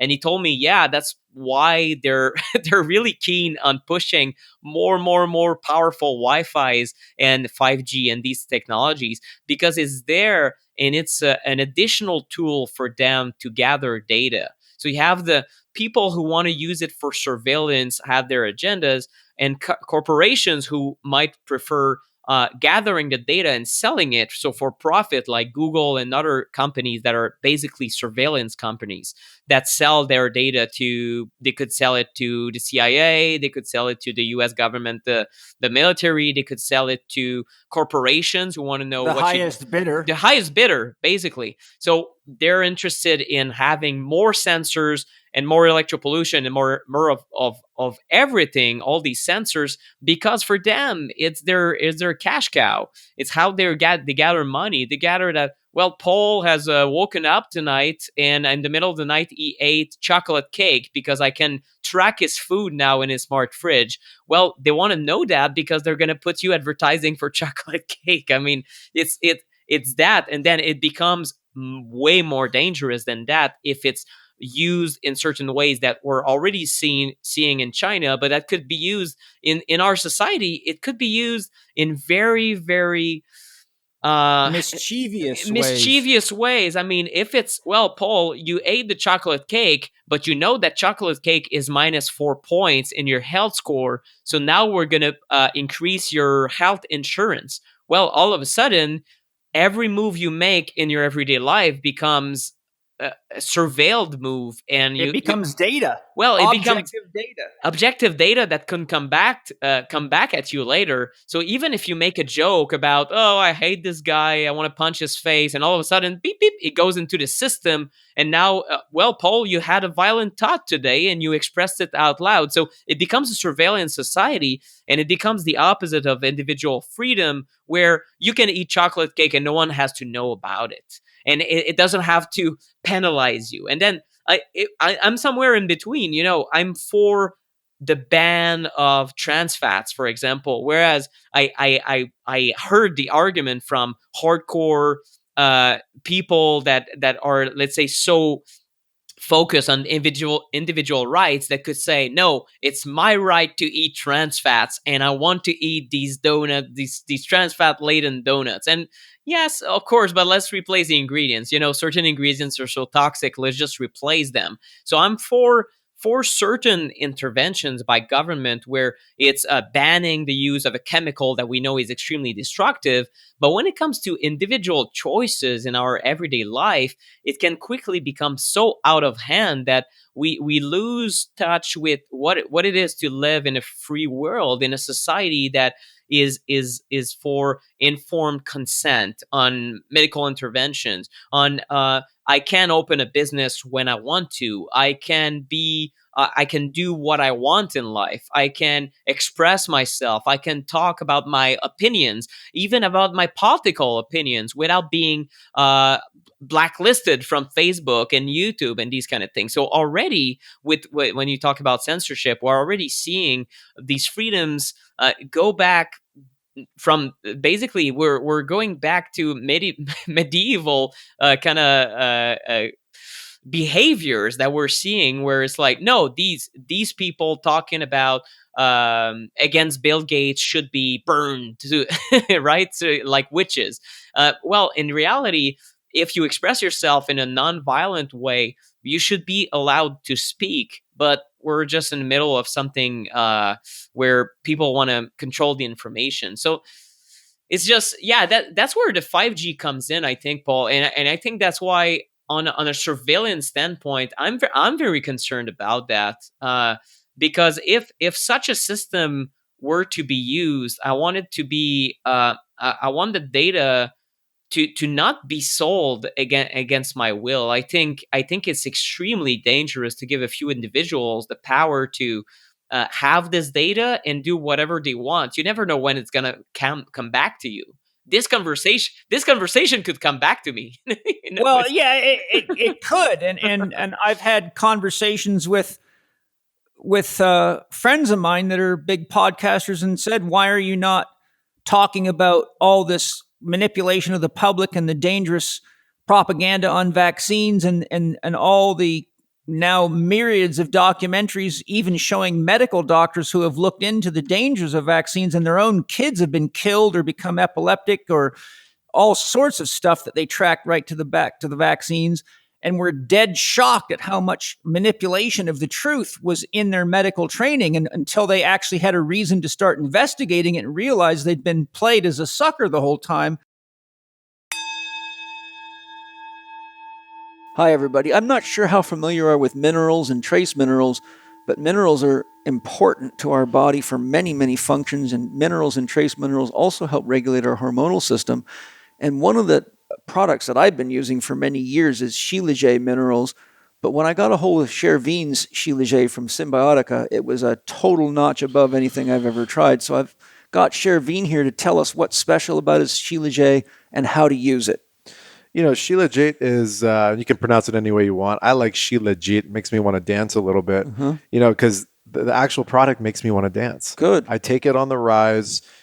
It's at the center point of Ayurveda. It's collection of fulvic minerals, soil, decomposition of plant material. So you're getting all the minerals, and you're getting it the way Mother Earth provided it and the way Right. we can absorb it. And so the way I look at that, it's instant energy, and it reduces acidosis across the body. So if you want to reduce and chelate acids out of the body, Shilajit is pretty much the answer and the solution to that.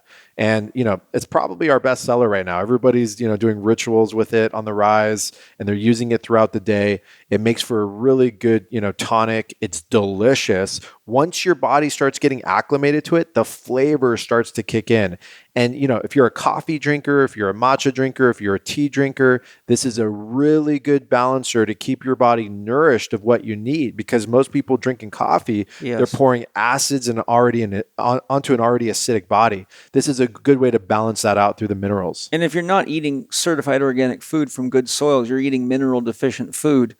And the minerals in Shilajit are very important for our skin, our nails, and our hair, which a lot of people have problems with. So I think this is a great product across the board for anybody. And our jing, right? So we are mineral deficient. Yeah. Our foods have been dilapidated, right? It's Yes. like Frankenfoods, right? Shilajit is mineralizing you to the blood, to the bone. And if you're a man, you're really going to feel it. Let me tell you. Yeah, well, good. I'm sure the women will like that. So get your jing Yes. with your Shilajit. And jing, that means your juice, your life force, boys. And the nice thing about Shilajit is it does not take much at all. No. A serving is tiny. It's very potent stuff. So it's not like you have to use a lot. It'll last you for quite a while. So go to Symbiotica, CYMBIOTIKA.com. And on checkout, to get your 15% discount, use the code CHEK15 in all caps, capital C, capital H, capital E, capital K, 15. And remember, check out all their other products because your discount works right across the board. Enjoy. A couple of things I wanted to put into this discussion. One, when you look at the pandemic and all the bogus numbers on the deaths, you mentioned trans fats. Years ago, when I was doing research to write my book, How to Eat, Move, and Be Healthy, I came across a scientific research paper that looked at how many people a year died of trans fatty acids. And that was before they were illegal. This paper was saying they needed to be taken out of food. How many people a year do you think this research paper identified as dying from ingestion of trans fatty acids? Jeez, I think I saw the statistic. I'm gonna guess 60,000 per year in the U.S. You're close, 68,000. There you go. Okay, that's what I recalled. Yeah, my God. Only 31,000 a year were dying from AIDS at the time, and it was considered to be a serious epidemic. But all the while, over twice as many people are dying from eating junk food. And nobody's saying a damn word about it, right? Yeah. Except a few researchers and people like me that talk about these things. The other thing that I think is a bit of a concern in the pandemic, it showed that Bill Gates has purchased and is launching over 100 satellites for the 5G technology. Am I missing something here? It's more than that. Yeah, the 5G satellites. It's another angle. If you want to go into that, it's interesting. I'm doing an episode. It's going to come out later on my podcast about everything that's happening with the satellites. But quickly, it's several organizations that are launching satellite technology. The first leader is Elon Musk with his project SpaceX, and it is constellation that is called. I don't remember it. It's SpaceX and something Starlink. That is Starlink constellation, and he has it's in the thousands and thousands. His grand plan is 42,000 satellites just for SpaceX. There are several other companies. There's like OneWeb, 48,000. They applied for 48,000 satellites. Amazon 3,000. Samsung around 5,000. And others, including Bill Gates. And I don't know if he's involved with Amazon, Samsung, or OneWeb. I couldn't tell. But there are several other companies that are going to emerge. And this is another angle of the 5G problem is 5G from space. You can call it global internet or internet from space. And it's something I had dipped into a little bit, of course, in the last years. But lately I've been educating myself on it, and it's just there's good indications it will not go through, or there's a lot of opposition to the plan. But at the same time, I've been I've been deceived in the past, thinking no, people are going to be against it and it's not going to pass. So I don't know. I'm very prudent about it, but basically so far in the world, before 2020, before SpaceX has launched their first 100 satellites here that are already in use at the moment, they've been around 100 and something satellites that were giving global internet, cellular service, and in certain situations you also have access to data. So that's about 100 satellites, but the plan is to add in the tens of thousands of satellites in the sky from these different companies. And the goal of SpaceX, I mean, what is their goal? Certain scientists that I'm colleagues with say they just don't know. They just don't know that their satellites are probably will harm the planet. Who knows, really? I like to think that. I think I'm probably a little bit young and naive in that sense. Do they really not know that it's a really bad idea, considering that what we have so far on EMFs tells us it's a class 2B carcinogen. It will probably be reclassified higher up, and the WHO is looking at it for what it's worth. The WHO? Well, for what it's worth, as I told you.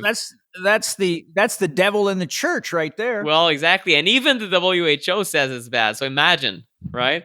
So it's for what it's worth. The international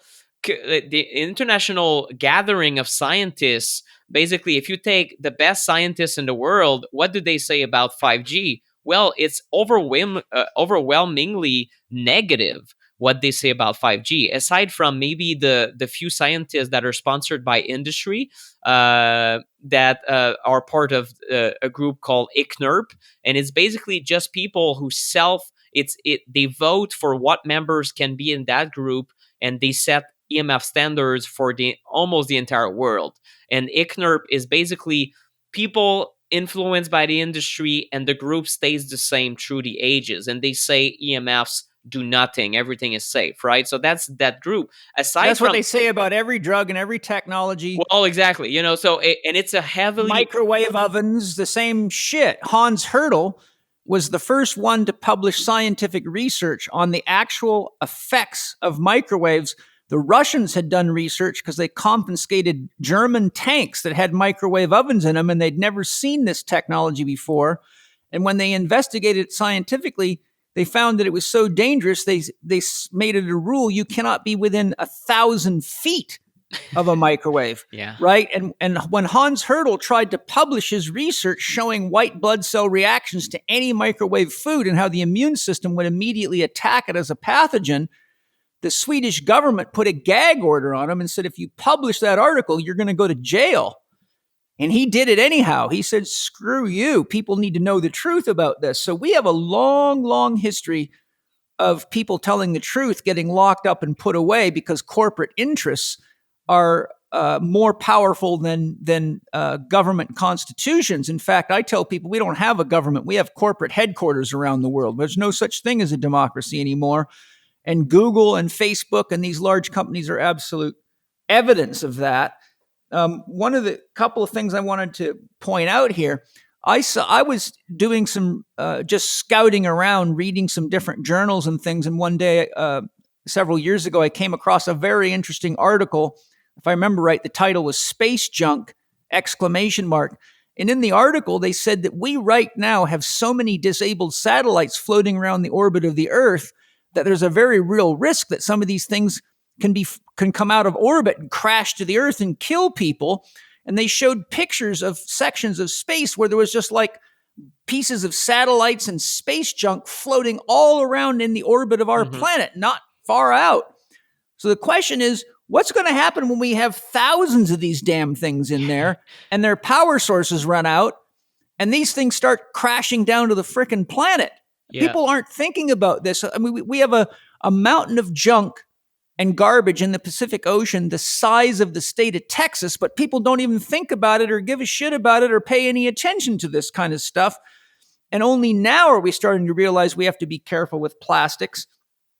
And then you have another very shocking fact, and I've actually read scientists themselves saying this. And basically what they say is that scientists are considered the modern prostitutes of the world. I know in the chemical industry, in the industry of making pesticides, herbicides, fungicides, and rodenticides, it's shown, I saw a statistical analysis, 75% of all the scientists in the world working in the field of biological chemicals for controlling plant pests are on the payroll of major corporations making the pesticides. So we now have such massive problems with what we call scientists being hinged to having to get an outcome or they lose a paycheck, that we don't really have authentic science. And I discussed this with Ervin Laszlo on my podcast, and he made a very important point. He said, well, Paul, I don't agree. A scientist is always in pursuit of the truth, or they're not a scientist. But many of the people that are writing research papers and articles that are being presented as scientists are not scientists. They're technologists working for large corporations, and their job is to get people to buy the products no matter what, and they are not scientists. So we've also got this very, very clouded issue of who is a scientist and who is a technologist, who is a scientist being paid for somebody that has a profit agenda tied to the outcome of a research paper, and who isn't. And when you look at the long history, not only in the United States, around the world, but the scientific establishment controlling very carefully what scientists can do research on, it's pretty shocking. For example, in my research into consciousness studies, one of the things that's come up several times is that almost nobody ever can get a doctoral thesis or a master's thesis approved by any major scientific establishment who's trying to produce evidence that goes against Bible cosmology. So if you're looking to demonstrate what God is or what consciousness is, and your suggested findings are going to go against Bible cosmology, then you cannot get funding. And so these scientists doing this kind of research, such as parapsychological research and things like that, often have to go to places like Grenada and third world countries to do their research, which then makes it hard because even though the research is valid, the scientists that are limiting all that information to keep their agenda going discredit them by saying, well, this guy got his degree in Grenada, no wonder. So we have some serious problems of freedom going on. That's the thing that concerns me more than all of it. When the pandemic thing started, as soon as I started hearing news about this, I looked right at both of the girls and said, this is the biggest scam since the First and Second World War. We have a serious problem on our hands, and I'm not concerned at all about the virus, because we haven't even talked about the fact that this is all based on the idea that a virus is an organism that infects people, when viruses, in fact, are dead organisms. And as Bruce Lipton beautifully pointed out, and Zach Bush and many other doctors, including Rudolf Steiner, all the way back in the early 1900s, explained that viruses are information packages that inform organisms about what's going on in the environment. And if the environment is starting to get sick or be destroyed, the dying organisms release viruses into the environment to inform all the living organisms how to upregulate or alter their DNA, which is an epigenetic influences, so that the increase in the likelihood of survival for the other organisms goes up. But this whole thing is based on the whole germ theory concept, and it's based on viruses as a living organism that somehow attacks you. But the reality of it is that a lot of the people that are so-called dying from a virus are dying because they don't have enough biological life force energy or nutrition or reserves on board to make the adaptation that the virus is informing their cells it has to make to survive. Yeah, that's fascinating. That's the way you put it is extreme. Wow, that's the first time I don't know, something clicked for me. I've watched a very good presentation by a guy with a degree in a master's. I think he's a PhD, and he's got a degree in virology, a 4-year degree in virology, and he went totally into breaking down what a virus is and why all this stuff is completely misleading, and that people are being convinced to believe that the virus is what's killing them, which is based on the germ theory, which has been proven not to be true over and over again. Yet here we are washing hands and wearing masks on an outdated theory. It has nothing to do with it's all about the terrain. And what have we just discussed? The people that die were elderly people that already had multiple complications, which means they have a sick biological terrain.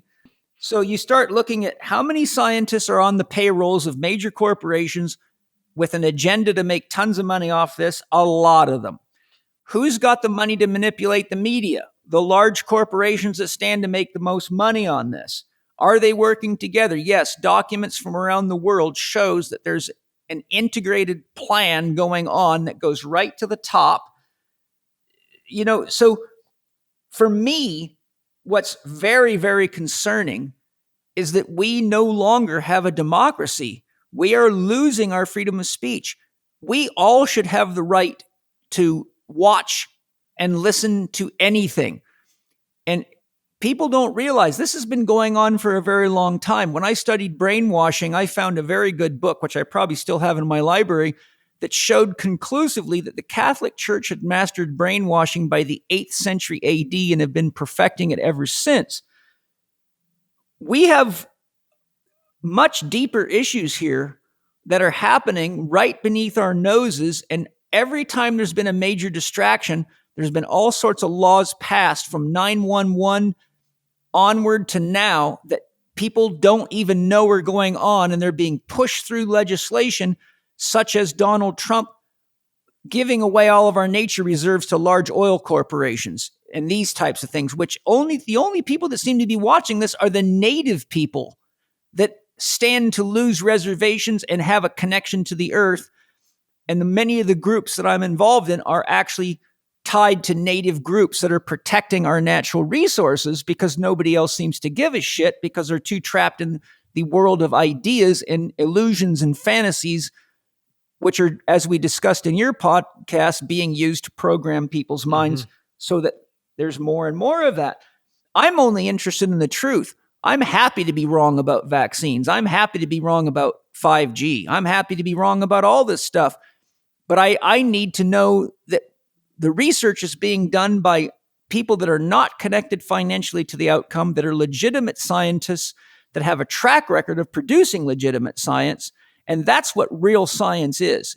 We know damn well that the instant a scientist has a stake in the outcome, quantum physics tells us the instant that a scientist has an idea in their mind about what the outcome needs to be, they've already collapsed the wave function to produce that exact result. And it's undeniable. They showed it with double slit experiments. So if you don't have objective science being done, you don't have anything but lies and manipulation. And there's one thing I wanted to share. We were on vacation, I think not last year, but the year before. We went on a cruise, which started in Vancouver, British Columbia, then went all the way up in Alaska to as far as we could go. We were right up against the walls of ice and the glaciers. We were in this little tiny town of like 2,300 people. And we're way the hell up in the mountains. I mean, this is like hard Alaska, right? Yeah. So we decided to rent a helicopter to take us up to this great big crater, like a huge crater, like an asteroid hit, where they often fly people in there and they do rock concerts. I mean, this crater is big. You could put a football stadium inside this thing. So Penny was going for a hike with Mana, and I was going down into the crater. And I got down to the bottom of this crater, and I thought, damn, I wonder if we get separated, if I'll be able to reach these guys. Nick, I had to fly from town in a helicopter for about 15 minutes to get to this crater that's, like 5,000-6,000 feet up in a mountain. I pulled my phone out while I'm standing in the bottom of the crater, and I about shit myself when I looked at my phone. Guess what I saw when I looked? It was Seward, Alaska. Penny just showed me a note. I don't Seward, know. Alaska. You had signal? Nick, I had full bars, and it said 5G. And I'm like, holy shit. I'm in a podunk little town in the middle of nowhere in Alaska, and I'm in the bottom of a crater surrounded by stone, and I've got full reception and 5G. It means those signals are going through that mountain like it wasn't even there. My first question is, what the hell is all that radiation doing to every living organism out here, including all the people that live here? So that's a question I want to ask you, because based on what everything I've heard you say and about how those frequencies increase the heat in the body, you have to say what's going to happen when you're making the water molecules of the atmosphere dance at that frequency. Well, because that's what exactly. a microwave oven does. Yeah, and the effects. I mean, it's not good. When you talk about, let's say, going back to satellites from space, one of the big concerns from a few people that are thinking about these issues is, what is it going to do with the balance of electricity in the ionosphere, and what is this going to do with the natural frequencies that all of biology thrives on? And the truth is that we already know that our use of electricity has already tampered with the ionosphere to some extent. For example, Roberto Becker, right? Body Electric, and one of the, he should probably have won 3 Nobels, I think, from his contribution. And in '95, he warned that the power line harmonic radiation, so in other words, kind of the dirty electricity that is created by our use of power lines, and that electricity running through the earth, had already changed the structure of the magnetosphere.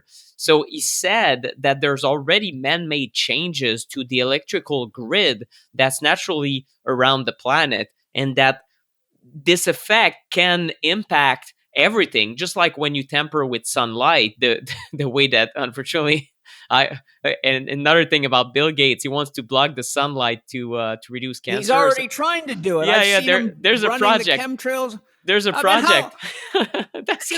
Just to show you how, excuse me, everybody, how fucking ridiculous this shit is.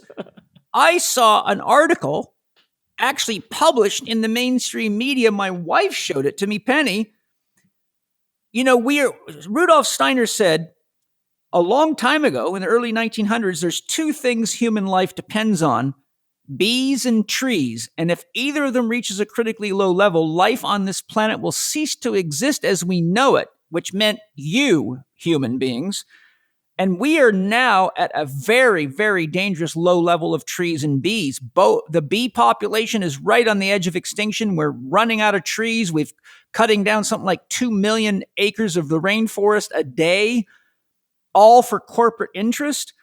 Well, just let me tell you what I'm driving at here. This article was a proposal by a nanotechnology company to make billions of robot bees to release into the environment to pollinate.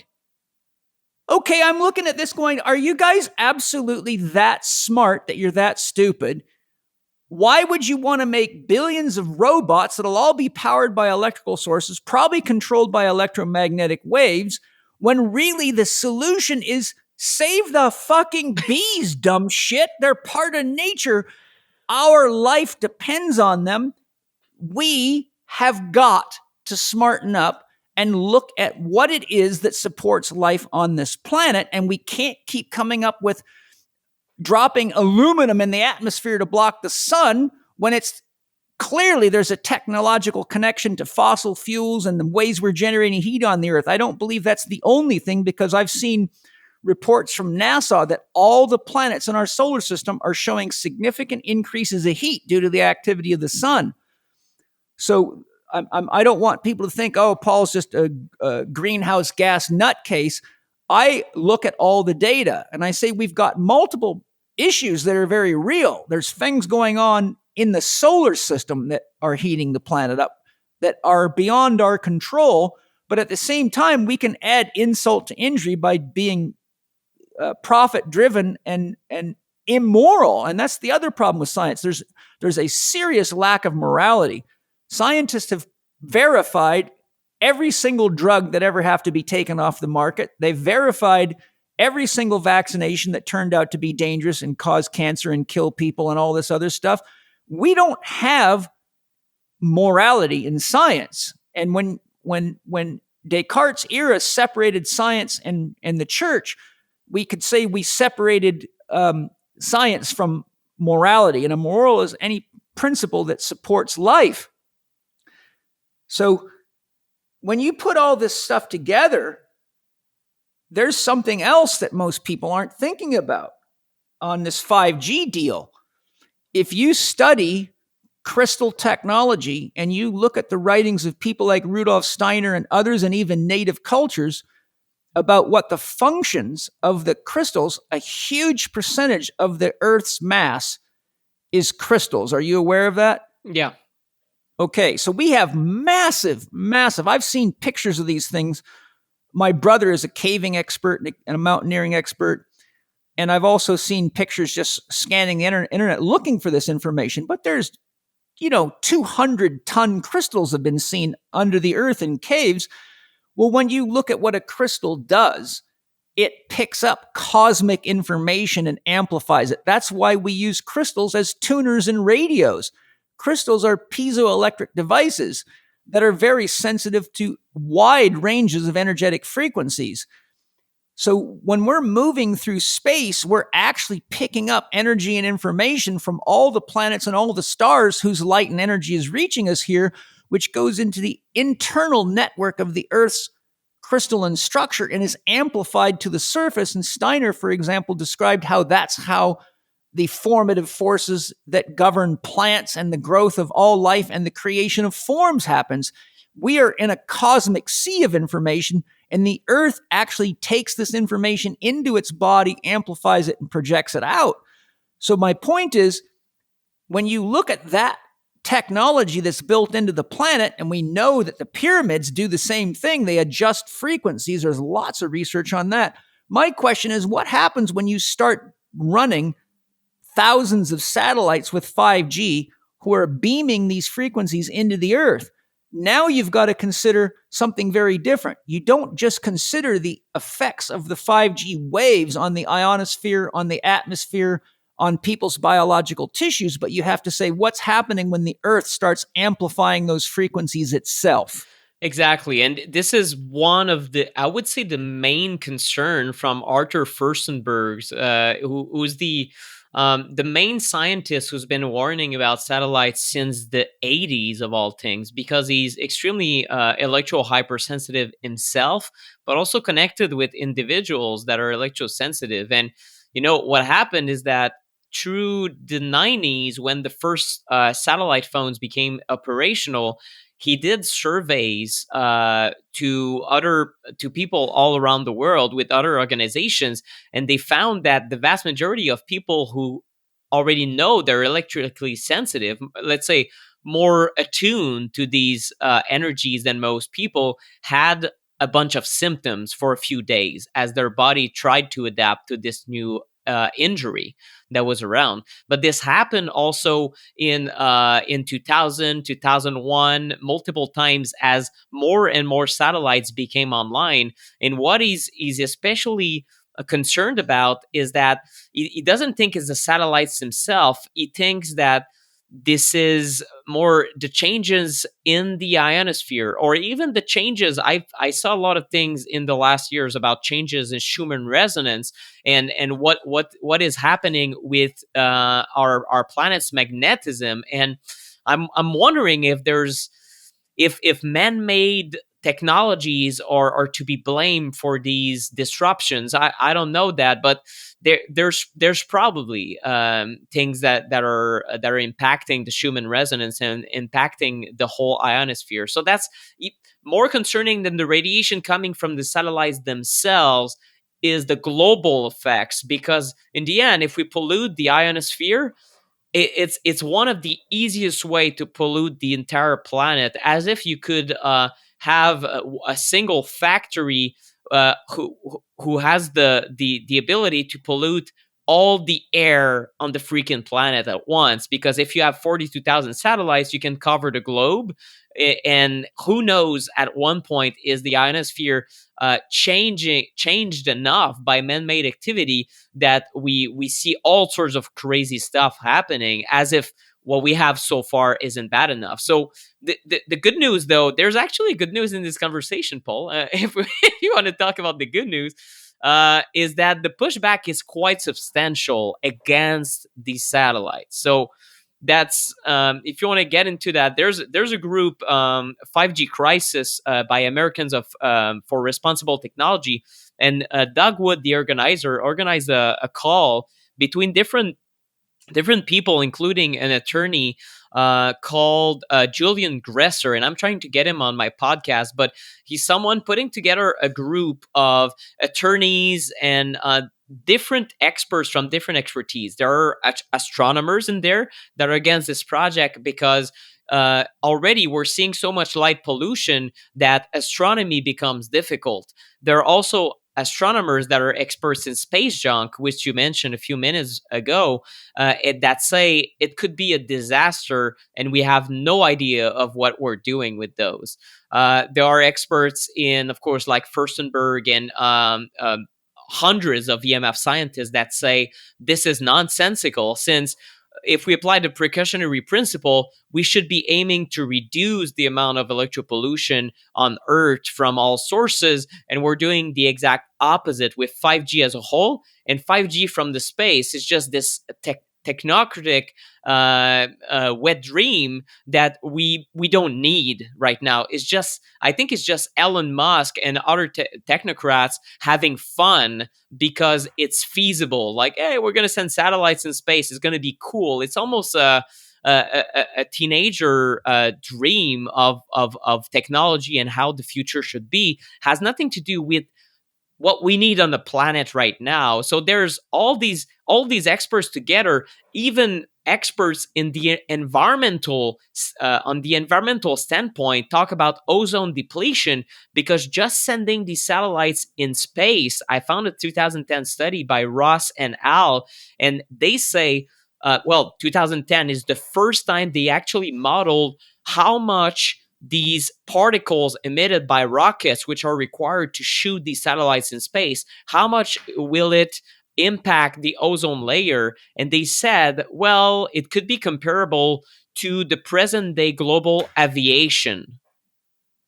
My God, this is serious. Like, and no one is talking about it. Of course, we're going to add a second global aviation to whatever we're doing to the atmosphere, which is completely crazy. We don't need that. And that's the opposite of what most countries, in fact, want to do, trying to lower their emissions of pollutants. And yeah, there are a lot of things that are wrong in my mind about how we're fighting climate change and we're doing carbon taxes and all this. But as a whole, if the message is let's stop polluting the damn planet, I think this is good. I think that if each factory is a zero waste factory, we're getting somewhere as far as sustainability on this planet. But again, that entire project of satellites is the opposite. It's the opposite on all levels, is bad. So because of that, at the moment, there's a massive lawsuit that's being built, and an organization called Healthy Heavens Trust Initiative. And I can send you the links afterwards if people want to donate. They're trying to get more money for their cause. And I'm trying to get Julian Gresser on my podcast. He's one of the organizers or members of this organization, and he's an attorney. And he simply says, you know what, the FCC and Elon Musk and everyone involved, including Bill Gates, eventually wants to launch his own satellites in space and have fun. They have no jurisdiction over space, and they're breaching every international law out there. So I don't know how it's going to pass. I hope that I'm right, and that through the legality or the illegality of this entire project, we can stop it in its tracks and apply the precautionary principle and just say, guys, it's you're crazy. We don't need that.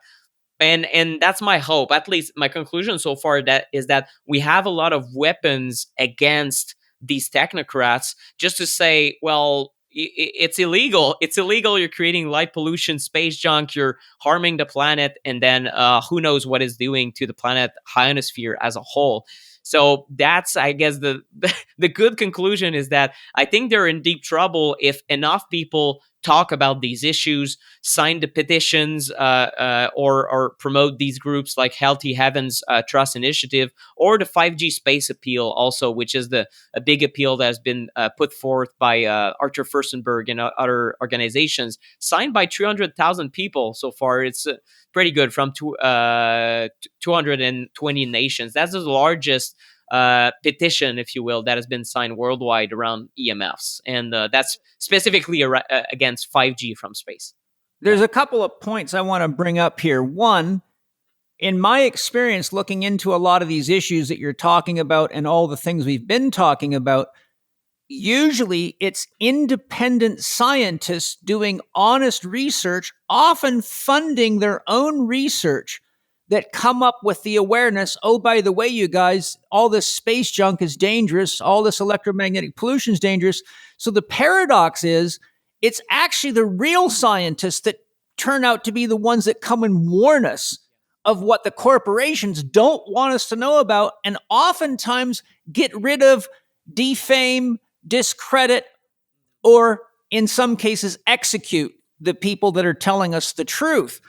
So that should be a concern for people right off the bat. The other thing that concerns me very deeply is, how is it that a guy like Bill Gates can just decide he's going to fill our atmosphere with aluminum and other chemicals to block the sunlight without it becoming a major, major issue in governments worldwide, especially because the jet stream, it doesn't matter if he does that over the state of California, he's polluting the entire world. That stuff will go in the jet stream and be right around the world, just like nuclear radiation and all the other shit we've seen happen over time. How does Bill Gates impose vaccinations on people and get people to be forced to be tested and actually take the role that would be normally only reserved for a medical doctor or doctors of very high power? That's a concern to me. How is it that Bill Gates decides what the media is or isn't going to say, and what isn't journalism, and what isn't freedom of speech? We have some very serious problems right now that people need to get out from underneath their iPhone and start using that thing to do some real honest research, because even with all this screening going on, there's still plenty of eye-opening information to be found. And there's countless podcasts and video blogs by very credible people like Zach Bush and many others that have the degrees and have the credibility to make their message worth listening to. And one of the things I wanted to ask you is, I've heard discussions of the effects of 5G on oxygen in the atmosphere, that it is somehow altering oxygen molecules. Are you up on that? Yeah, I've seen the research. It's true that at 60 gigahertz, that's one, when people say that, they're talking about the higher frequencies that 5G can use. And that's the thing. 5G as a whole uses multiple sets of frequencies. I'm concerned about all of that for different reasons. The lower frequencies that they're using are pretty much like your cell phone uses at the moment. However, they're more, or potentially more, disruptive to human beings and all of nature, because the signals are more engineered and tampered with for better connectivity than past technologies. And that's something a lot of people have a hard time grasping, is that when it comes to EMFs or electro-pollution, it's not necessarily the intensity of the electro-pollution that's the problem. Imagine in air pollution, it would be the amount of parts per million in the air of a certain pollutant. It's not necessarily that the more of the pollutant is there, the bigger the damage. It's not the intensity, it's the signal characteristics that matter even more. And that's something that even in the EMF world, even some EMF scientists are not necessarily up to date to that, especially industry-funded science. because over and over again, there's a good study by Dimitri Panagopoulos, and he's an incredible researcher, or I think it's a woman. Sorry if if it is. I don't remember. Panagopoulos, is it Dimitri? Anyway, not to butcher the entire person, but it's a good research because that study, and I'm gonna find it for your show notes. It shows that signal EMF studies that use signal generators, a machine that is supposed to emulate a cell phone signal at a specific frequency. Imagine 2 gigahertz, which is a frequency commonly used in cell phones. It's a machine that produces a signal at 2 gigahertz, and then they look at whether rats have effects, oxidative damage to the testes, damage to the eyes, etc., or even in humans. And these studies on signal generators mostly find no biological effects. So the industry says, well, look, our studies show there's no effect. Studies that use real world devices, so a real Wi-Fi router, a real cell phone, a real Bluetooth thingy, they mostly find effects. And why is that? Well, a signal generator is a poor imitation of the real machine, because a real cell phone doesn't just use a 2 gigahertz signal. It shifts between different channels. It will modulate the signal. It will pulsate. For example, a Wi-Fi router pulsates 10 times per second. And all these signal characteristics make the signal stressful, because all these signal characteristics do not exist in nature. In nature, you do have EMFs. Visible light is an EMF, for example, but visible light is a smooth wave. It is an unpolarized signal, so it goes in all direction and not just one specific direction in a very specific shape, which is what the industry is able to do with 5G signal and other signals they use. So with 5G, the signal is more chaotic per unit of signal, if you will. And that's my main concern when it comes to 5G and the effects on all of biology is really that, plus the fact that you're multiplying the number of antennas, of course. Now, a question for you. I know, like, if you're dealing with light frequencies, you're dealing with angstroms, which is billions of cycles per second. What 2 gigahertz? Educate me. What is that in cycles per second? I don't know what that amounts to in like billions or millions of times per second. 2 billion. 1 gigahertz is 1 billion. Yeah. And compared, and that's the thing. Again, we're going to just go back to the 60 gigahertz. I don't want to leave people hanging about that. I want to finish my thought. 60 gigahertz, it does impact the oxygen molecule more than any other frequency. And 5G might use 60 gigahertz, but mostly the higher frequencies are going to be below that. So I think people have confused a lot of the different frequencies that are going to be used, but there are already certain uses of the 60 gigahertz signal in I've seen that in as a sort of Wi-Fi hotspots, if you will. There's also Y-Gig, which was supposed to be pushed by industry as a faster alternative to Wi-Fi, but right now it doesn't seem to be very lucrative, and I don't know if it's going to be a new standard, because again, 60 gigahertz is super fast, but it can lose connectivity if you're not line of sight. So it could be used in the way that 5G millimeter waves is used in stadiums. For example, you go watch a football game and then you're blasted, but you can I don't know, retweet and do whatever while you're watching the game and enjoying your hot dogs. So that's an example of use that's line of sight and people can use it. But in other situations, in buildings, it would be difficult to adopt. But people really jumped, I think, on the 60 gigahertz thing because it could lead to oxygen depletion in humans. I think it's speculative, but I think it's interesting as a link. And I've seen some research talk about millimeter waves and the effect on how it could cause respiratory symptoms. It makes sense that it could at these frequencies. But I think that as a whole, this year, people have been too focused on 5G, to be quite honest. My work, because I come from another angle. I've been studying this since 2015 and a little bit prior to that. I wrote my book in 16 and 17, and 5G wasn't in the news, but EMFs were a big concern. They've been a concern since the 90s, since the 80s. The first cell phones, the first research showing it could lead to cancer in humans, and to the first indications that maybe it caused tumors in people working at Nokia and whatnot, and the lawsuits that followed. It's been a concern for 30 to 40 years. So let's not forget that all sources of electropollution are potential threats to human life and to all biology. Because even if we stop 5G, in my mind, we're still in deep trouble, because we have to start looking at how can we stop using wireless so damn much, and how can we install more wired everywhere, not rely on wireless for all these uses, especially uses that are extremely data intensive, like giving users the possibility of connecting to, I don't know, eventually we might have a 5G antenna per subway train, who knows, and people are going to get blasted, but for what?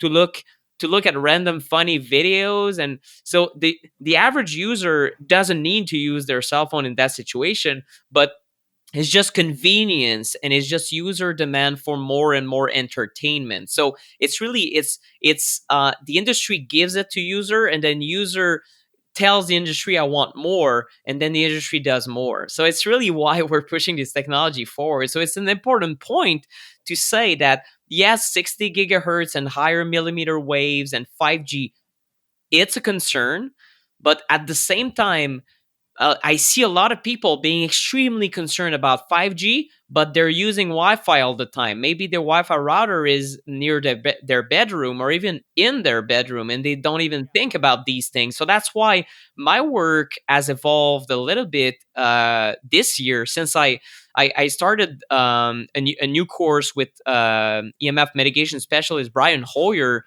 who's really one of the best in North America, really recognized in what he does. He's been featured by Dr. Mercola in multiple interviews, and he's done EMF mitigation at, unfortunately, at some very high profile Hollywood people I cannot mention, because he told me that in private. I gotta ask him who I can reveal. It's very cool that some very wealthy individuals are in fact super interested in protecting their own health against EMFs, because they can, and because they're kind of trying to optimize their health, but sometimes they cannot talk about it because it would put them in a corner, maybe, of fringe practices. If you're worried about electropollution, it makes you a weird person, and maybe even a conspiracy theorist, because of the whole charge of 5G this year, of course. So it's just I'm trying to bring back the conversation that 5G is going to add on top of the electropollution, and then there's a lot of concerns. We've talked about surveillance. That's way more dangerous. 5G is way more important when it comes to surveillance than past technologies, because of the sheer amount of towers, the fast download speeds, and the sensors of the Internet of Things. So it's going to make matters much worse as far as surveillance goes. As far as electropollution goes, yes, it's going to increase the levels tremendously. We should be doing the opposite. But on the individual standpoint, we all need to take responsibility for our use of this electropollution. And that's hard, because I feel it's kind of talking about smoking in 1921. It's like, what are you talking about, right? It's a very unpopular thing to do. It's to talk about, well, you should stop using your cell phone so much because it impacts your biology, like these EMFs. And some people will respond to that. I know most of your listeners do, but a lot of people are still close-minded towards these effects, because it's convenient to stay close-minded. I don't have to change my habits. That's exactly the problem. Yeah, exactly. A couple of things come into my mind I wanted to mention. One is, one of the theories I've read from scientists looking into why the bees are dying out so fast is that they find that the electromagnetic pollution may be actually disrupting the navigation systems that bees and other insects use. It's literally confusing them. So we don't really have a lot of science on what the impact is on insects and birds. Birds and even humans have been shown to have magnetite crystals in their brain, which senses the magnetic field of the earth. And that's how birds navigate, by navigating the magnetic field. But when you start disrupting the electric field, you're disrupting the magnetic field and vice versa. So we are actually imposing changes on every living creature on this planet without asking their permission, and they have just as much right to live as we do. And if you look at what's called the great chain of being, human beings are quick to forget that our very existence depends on every living creature, from the smallest bacteria, virus, and fungi to the insects, the salamanders, the slippery, the slimy. Every living creature on this planet plays a part in the role of the fabric of life. But we've gotten so full of ourselves that we think we can just keep doing this shit without paying any attention to how it affects the life force network of the matrix of nature that supports us and is built on far more advanced technology that's billions of years old, that we tend to not look into, except for the a few scientists and people like Steiner that really did devote their lives to looking into how does the earth actually function in a cosmic context. But we think just because food shows up in the supermarket that it's always going to be there. This is why I cited Jamie Oliver earlier. 50% of the kids on the planet today don't even know common fruits, vegetables, and farm animals. What are we going to do when we collapse nature and there is no more fruits, vegetables, and farm animals? And then what we're going to have is 5G phone systems where we can watch each other die in high definition. Yeah. Well, as far as nature goes, there's a few things. I was just looking at my notes about an episode I gave, an interview I gave to Ben Greenfield, and it's been 2 years and a half. Wow, it's at the beginning of 2018. But there's one report that is called Trends in, let me see here, Trends in Ecology and Evolution, 2018 horizon scan of emerging issues for global conservation and biological diversity. It's a multidisciplinary group of, I see, about 25 scientists, and they basically identified that one of the 15 most concerning emerging trends that was in, let's say, probably 2017 data is 5G when it comes to nature and the uncertainty that we have. But the little that we know, exactly as you pointed to, the little that we know about the electro-pollution in animals is not good at all. There's effects on bees, on insects, on migratory birds, on plants. I mean, and if you look at certain large studies that have meta-analyses that have been trying to see, okay, if we take as many papers as possible, that we scour PubMed and look at all the papers on nature, there's a 2012 Indian review that's almost 10 years old now. That's 600 out of 919 papers show effects to nature. So it's around 66% of all studies that have been published up to 2012 that did show effects on nature that were negative. So there's very solid science, and what is unfortunate is that I don't see Greenpeace all over that. I don't see WWF or these large environmentalist groups really being on board on the fight against 5G. I'm wondering if their financing doesn't come from telecoms or something like that. I don't know why they're not talking about it, because it's a huge rising concern, the effects of electro-pollution on nature. And just one thing you mentioned, you talked about bacteria and all living things. One of the most concerning a single study or set of studies by a group called the Tahiri Group in 2000. I think its first study he did is probably 16, but it's very, very recent, showed that certain strain of E. coli that are known to be problematic in hospitals become more antibiotic resistant when exposed to Wi-Fi. And this is Ole Johansson, who's one of my collaborators and one of the greatest EMF scientists alive at the moment, 650 papers peer-reviewed published in his 45-year career, says The guy must never stop writing. yeah, exactly. And I mean, he's retired and he's more active. He's trying to make changes on the parliament level in many European countries at the moment, and he's succeeding. So he's really a fighter and a great man, a great inspiring man. He says it's one of the most concerning things since antibiotic resistance is a killer in the European Union, and they think it's going to kill in the hundreds of thousands in the next decades because it's a rising problem again. And who dies from antibiotic resistance? Going back to the COVID discussion, sick people in hospitals with comorbidities, especially the elderly. So we're tampering with nature. We simply have no idea what we're doing as mankind, playing with signals and no idea what it's doing to certain strain of bacteria, and no idea. And the scientific indications we have from independent scientists with no agenda is, well, we're probably in trouble. We should urgently change the way we use these signals. So what does that mean for you listening to this?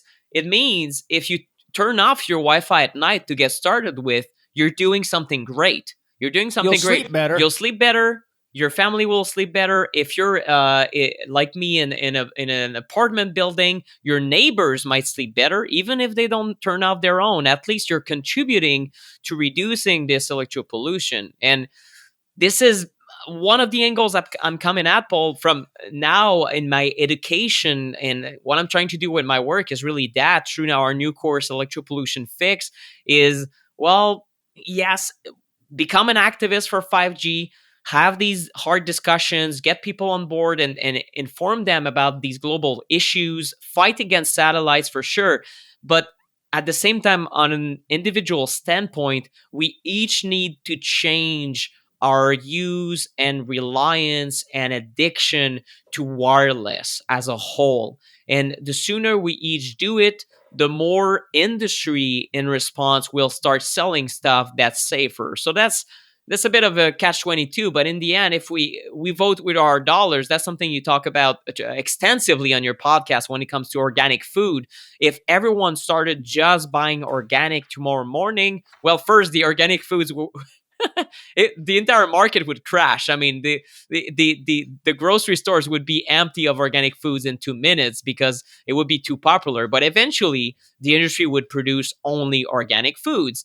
So it's the same thing with safe technologies. Some people kind of have the wishful thinking of, well, just come up with a safe cell phone and I'll buy one and then I'll use it, whatever. But no, it takes individual responsibility, changing your habits and reducing your use, and then learning what safe alternatives there are available to you. Nick, I'm curious. Did you listen to my podcast with Dr. Ibrahim Karim and his daughter Doria on biogeometry? Yes, and I just interviewed him 2 weeks ago.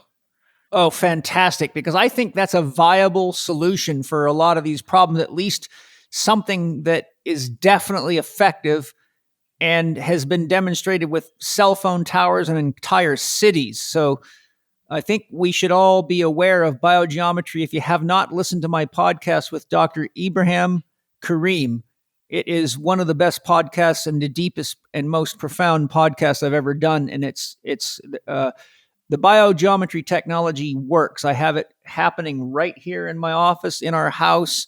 I've tested it many times, and I've known many of my clients to use it with tremendous results. Even people that couldn't sleep, starting to sleep, various health problems clearing up right away within as little as 24 to 48 hours. So I think that message that he has and that technology is something we should all seriously consider. One of the things I wanted to interject is that, my podcast is to put as many ways of looking at a situation on the table as possible, not to tell people what they should think, but to give them the information to be able to put all the cards on the table, so to speak, so that they can actually do effective thinking, because you can't do effective thinking if you only look at one side of an argument. That means you're in a belief system, and by definition, belief systems are closed. So if you're trapped in a belief system, it could not only kill you, but it can kill everybody else. And if you track back all of this stuff to people like Bill Gates and Elon Musk or whatever, every one of them's acting out a belief system. And we all have to be very, very careful with belief systems because they close down the thinking function. Once you have a belief system, you're no longer thinking outside the system. Christians don't read Buddhist literature. They don't read Islamic literature. They don't read Taoist literature because it's outside their belief system. So unfortunately, they limit their perception of different ways of how other people have experienced God or life or love or spiritual truths, and they limit themselves to a very, very narrow concept, which limits human evolution. So the function of my podcast isn't to say what's right or what's wrong. Certainly I have my own opinions. Nick has his opinions. All my guests have their opinions, but those are simply their opinions. And my opinions tend to sway toward people that have demonstrated credibility with a depth of knowledge in their particular areas. I'm a generalist. I look into everything and try to find out who's got the best knowledge and what are the things I need to know to understand the basics. Because if you don't understand the basics, then you can never understand anything beyond the basics. So I'm just making this statement for all of you listening. I feel that the function of my podcast is to share information that we all need to be aware of, take the opportunity to look into, and then be brave enough to say, okay, how credible are the scientists behind these different viewpoints? Who are they being paid by? What's happening in the world? What does the evidence show? What does my own life experience show? For example, a lot of people don't believe electromagnetic pollution does anything to your health, but they're running around to doctors sick with adrenal fatigue and chronic inflammation, and all of a sudden someone tells them to shut their Wi-Fi off at night. They're sleeping better, their body starts to heal, or they get a grounding mat, and they have these miraculous things after spending $250,000 on doctors who also said that's a bunch of bullshit, it's not doing anything to you. So we can either wait until we're in such severe pain that our belief systems fall apart, or we can be proactive and use the power of our minds to grow our intelligence, to contribute to a democracy, to share our thoughts, our feelings, our opinions, and our resources. And then when we are using 5G to inform each other of all the data, we can actually use 5G and every other medium as a means of making intelligent decisions, which might ultimately result in us finding that someone like Dr. Kareem can share a technology that can actually convert harmful waves into beneficial waves. And the thing that concerns me is the same degree of scientific acumen that's creating these things could also be applied to create the solutions. I believe that all the science and technology we have is a double-edged sword. If we're not paying attention, it can kill us. But if we use that same level of investigation and scientific prowess to say, how do we make it safe, then we can make safe vaccinations. We can make safe communication systems. We can make safe security systems. We can, ultimately, I believe we have the technology right now and the intelligence on the planet amongst the human beings and many of the great minds that are being edited out so you don't get their message, to actually use our technology and our awareness to make corporations morally responsible. But that requires that enough of us are informed to know when to picket, when to petition, when to share our viewpoints or our concerns. And how do you feel about that, Nick, yourself? I agree 100%, Paul. There's some And it really depends on who you talk to in the EMF activism space. Some are, I think, a little bit um, disillusioned, or they're negative, and they would say, well, we need to trash the cell phones and the Wi-Fi and whatnot. And on one point, they're right. These are sources of electro-pollution. Other engineers I've talked to, such as Peter Sullivan, I just released an episode on my Smarter Tech podcast with him, and he's someone highly connected. One of his personal friends is it was part of the first team that invented the iPhone. Just to tell you, he's a Silicon Valley guy, and he created the initial interface of Netflix, or kind of how it acts. So he's really been in Silicon Valley. He's also EMF sensitive. He's also a fighter for better EMF regulations. He's also a philanthropist. And Peter Sullivan says, we can solve this problem of making wireless systems that are orders and orders of magnitude safer. And that's, again, his opinion.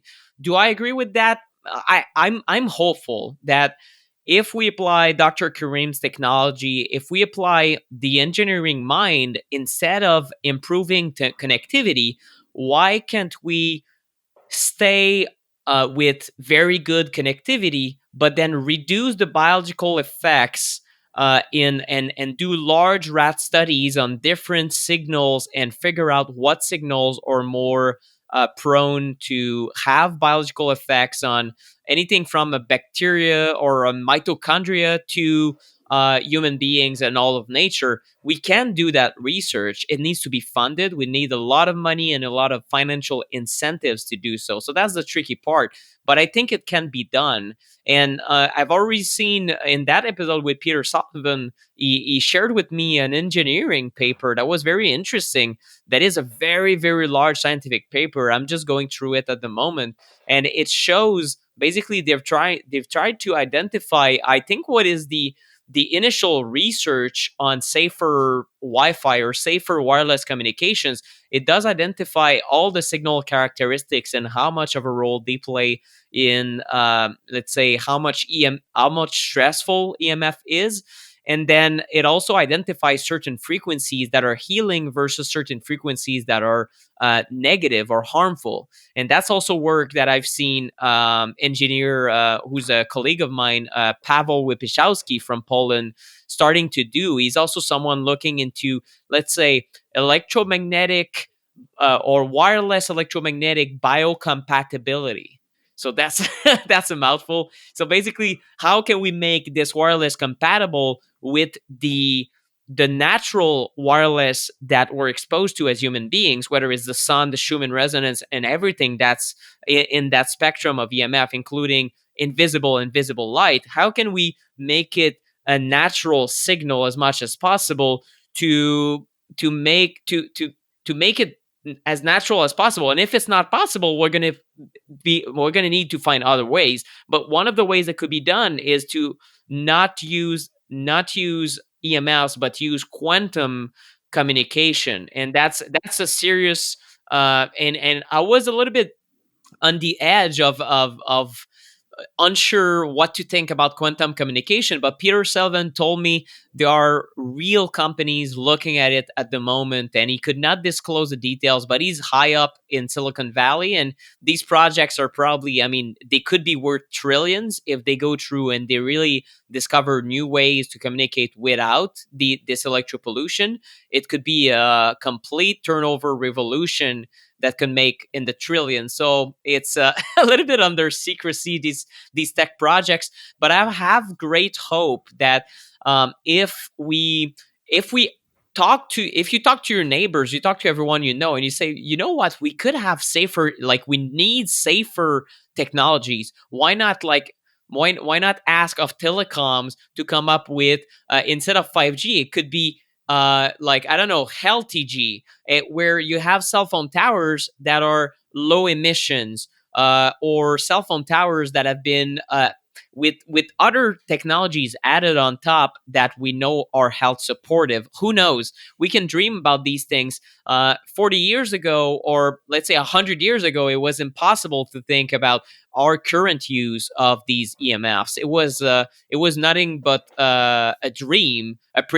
Maybe Nostradamus thought about it, or Steiner. I don't know if they envisioned the wireless communications, but it can be done if we dream about a safer way to communicate. In the meantime, I must remind everyone that wires still exist, and that if we cut down on our use of wireless, we're making great strides. So if you're home and with a computer in one place, like me in this office, there's really no reason to be on Wi-Fi all the time. You should run Ethernet cables in your home and have your Ethernet cable connect your computer to your router. It does not have to be wireless. And connecting with an Ethernet cable is way faster and more reliable to Wi-Fi, which is why I'm able to do this call without dropouts. Because in this room, in fact, our Wi-Fi, we tried it when we first came to this condo, and it's horrible. It just doesn't pick up. It doesn't run in the corridor. We would need to replace the Wi-Fi with something much stronger and much more stressful. And then my kid would have been playing for years right next to the router. So we just decided to cut off on Wi-Fi when it was still being formed in my wife's belly. So that's a good decision we took for ourselves. And that's not necessarily something you have to do right now, but it's a step in the right direction, is to at least wire your computer, for example, while we advocate for safer technologies. And if these technologies come out that are way safer, maybe a billion times safer, well, maybe I don't want to stay close-minded about the possibility that maybe we'll have safe Wi-Fi in my lifetime. That's something I personally dream about. I just don't know how to how to make it happen. Yeah. There's a possibility with quantum computation. Science has proven beyond a shadow of a doubt that non-locality is real. Are you familiar with what Yes. non-locality is? Yes. So, that's been demonstrated. Scientists have done experiments where they've paired electrons and then separated them vast distances. And what the research shows is distance is not involved. It wouldn't matter if you took one photon to one side of the universe and the other to the other side. If you do anything to change the spin of one, it automatically changes the other one instantly, regardless of the distance, because it's not dealing with a cause and effect reality. It's really an acausal type of reality. So there's mysteries behind non-locality that we haven't really figured out yet. They're still quite baffling, but the point that I'm making is Mother Nature is showing us through hard scientific research that the level of interconnectivity of the entire universe is such that there's instantaneous communication that is not dependent upon distance. Mm-hmm. So if we can use quantum computations to figure out how to send messages non-locally, then we won't need waves that are disturbing the environment, that are speeding up molecules and causing chemical changes. We will have a completely different level of connection, communication, and the speed would be instantaneous. Exactly. That's the what I understand of the technology is exactly that, and I can't wait to see if some players decide it's a business opportunity, because in the end, that's what's going to make it happen. If someone thinks, maybe I can replace all the cell phone towers and be the one with the patent that's worth $40 quadrillion to replace everything wireless on the planet, well, maybe a company is going to be excited for it. Yeah, well, this sort of goes back to Tesla and Westinghouse, because one of the concerns was, I think Westinghouse was also making billions and billions of dollars off the copper to use to produce all the electrical wiring to wire up the whole planet for electricity back then. So when Tesla showed he could send electricity wirelessly, immediately he saw that as a threat. I've also seen interviews with other experts that said that there's another concern, and that was that if Tesla was able to do what he wanted to do with energy, we would have had access to mountains of energy that could have actually been very, very damaging, because people didn't have the knowledge to use that energy in safe, effective ways. So there's always a risk with new technologies like we're talking about, that we don't really know how to handle power of that magnitude. just like with the atom colliders, there's a lot of people that have theorized that the atom colliders are dangerous because they could open up a black hole. Yeah, You know, I hope we don't. we don't develop a quantum technology that in fact creates more problems, and that would be one of my concerns, to be honest. Even with quantum level communications, is how are we going to like if it's a hype and people are like, yeah, well, it's gonna fix everything, and then we realize it causes other problems, right? It's always kind of always the same story. So I hope we can study it properly this time. well, here's sort of a sci-fi reality. We're getting to the point now where the technologies we're playing with could disturb our extraterrestrial neighbors. So when you start dealing with non-locality, we could find out just who's getting irritated by our tricks. That's true. And so a couple of last points I wanted to make. One, I've mentioned this in previous podcasts, but there is a research paper that I read, and I'll try to make sure it is in the show notes, but it was by entomologists showing that insect populations have dropped 75% in the last 50 years. And they started noticing that it started off with one entomologist noticing, wow, there's a lot less insects in the environment than there should be. So that entomologist started talking to other entomologists, and they then started correlating data worldwide and found that in the last 50 years, insect traffic has dropped 75%. What does that mean? It means the sex organs of our planets are disappearing. Our pollinators are disappearing. So when we start looking at the theories on the bees and we look at what pesticides, herbicides, fungicides, rodenticides, and electromagnetic pollution has been shown to do to the insect population, we have a serious problem. The other issue that I wanted to highlight here that's very concerning to me, when you look at all the money we're spending on satellites and space research and all these things, military technologies, all these extravagances, we're spending more every year on the United States military budget than it would take 100 times over to restore the soil on this planet, clean the waters, clean the airways, and get this planet biologically healthy to support life. Yet, years ago, I don't remember what year it was, there was a petition made by, 100 and something scientists from around the world that put together hard data that the environment was near collapse. And they said that for $6 billion, we could rehabilitate the environment. And they presented this to the United Nations. Guess what? Almost every country, including the United States, said in response to that. It's too expensive. It's too expensive. We don't have the money. And then COVID comes around, and the UK government alone is willing to. Their latest folly is 100 billion for I think it's one test per day per citizen, or something that is the equivalent of half of their health budget per year. And 100 billion. So, like this is the kind of stupidity that drives me right loopy. Like I don't have a bunch of fancy degrees. I just pay attention to what the evidence says. I listen to credible people. I follow the evidence, and I use common sense logic coupled with healthy intuition to try to draw a conclusion.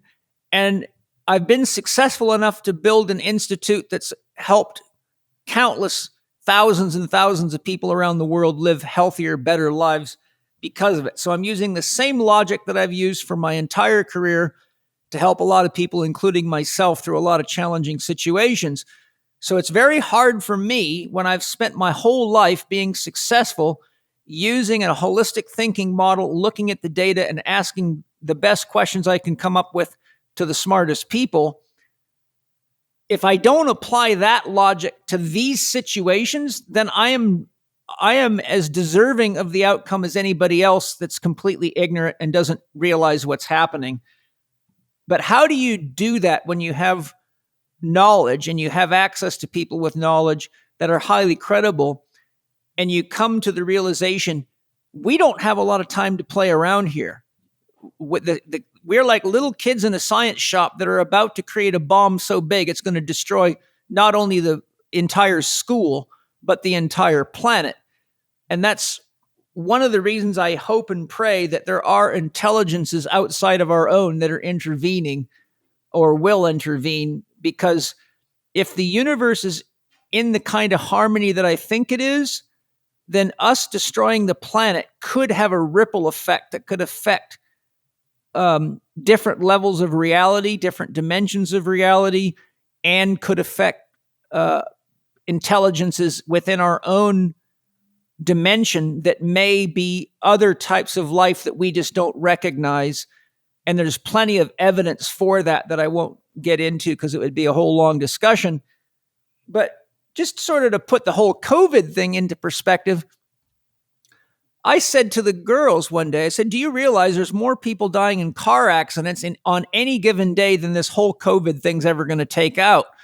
So it was interesting because a couple of days later, a friend of mine sent me an email and somebody had tabulated the statistics, and they looked at things like death by car accidents, cigarette smoking, drug overdoses, accidents, industrial accidents, heart disease, chronic disease. And the numbers were so far greater than COVID, even in its totality to this day. We've got people dying of things every day right in front of us, and no one says a damn thing about it. It just shows you right there. There's no logic as far as worldwide causes of death. COVID, even amongst respiratory or transmissible diseases, is a small player compared to malaria or even tuberculosis. So it really begs into question why are we spending all this money towards COVID? It's really wasted. It's not 100% wasted, but most of it is wasted in reality compared to what could really make the population healthy, for example. So for me though, Nick, it doesn't beg to question. It's a bright spotlight that says, wake up, boys and girls. You're being sold a story that might be a little bit true.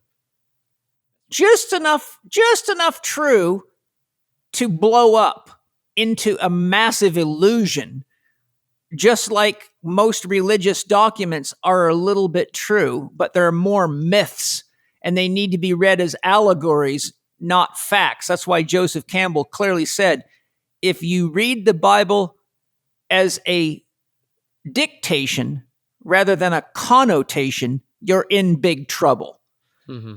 So when we see a lot of these loose connotations being presented as dictations, i.e., we have a serious problem on our hands, social distancing, masks, things that go against sound medical advice, minds being changed, masks, no masks, this many people are going to die. Oh, by the way, only a thimbleful of them actually did die. We then have to say, okay, wait a minute.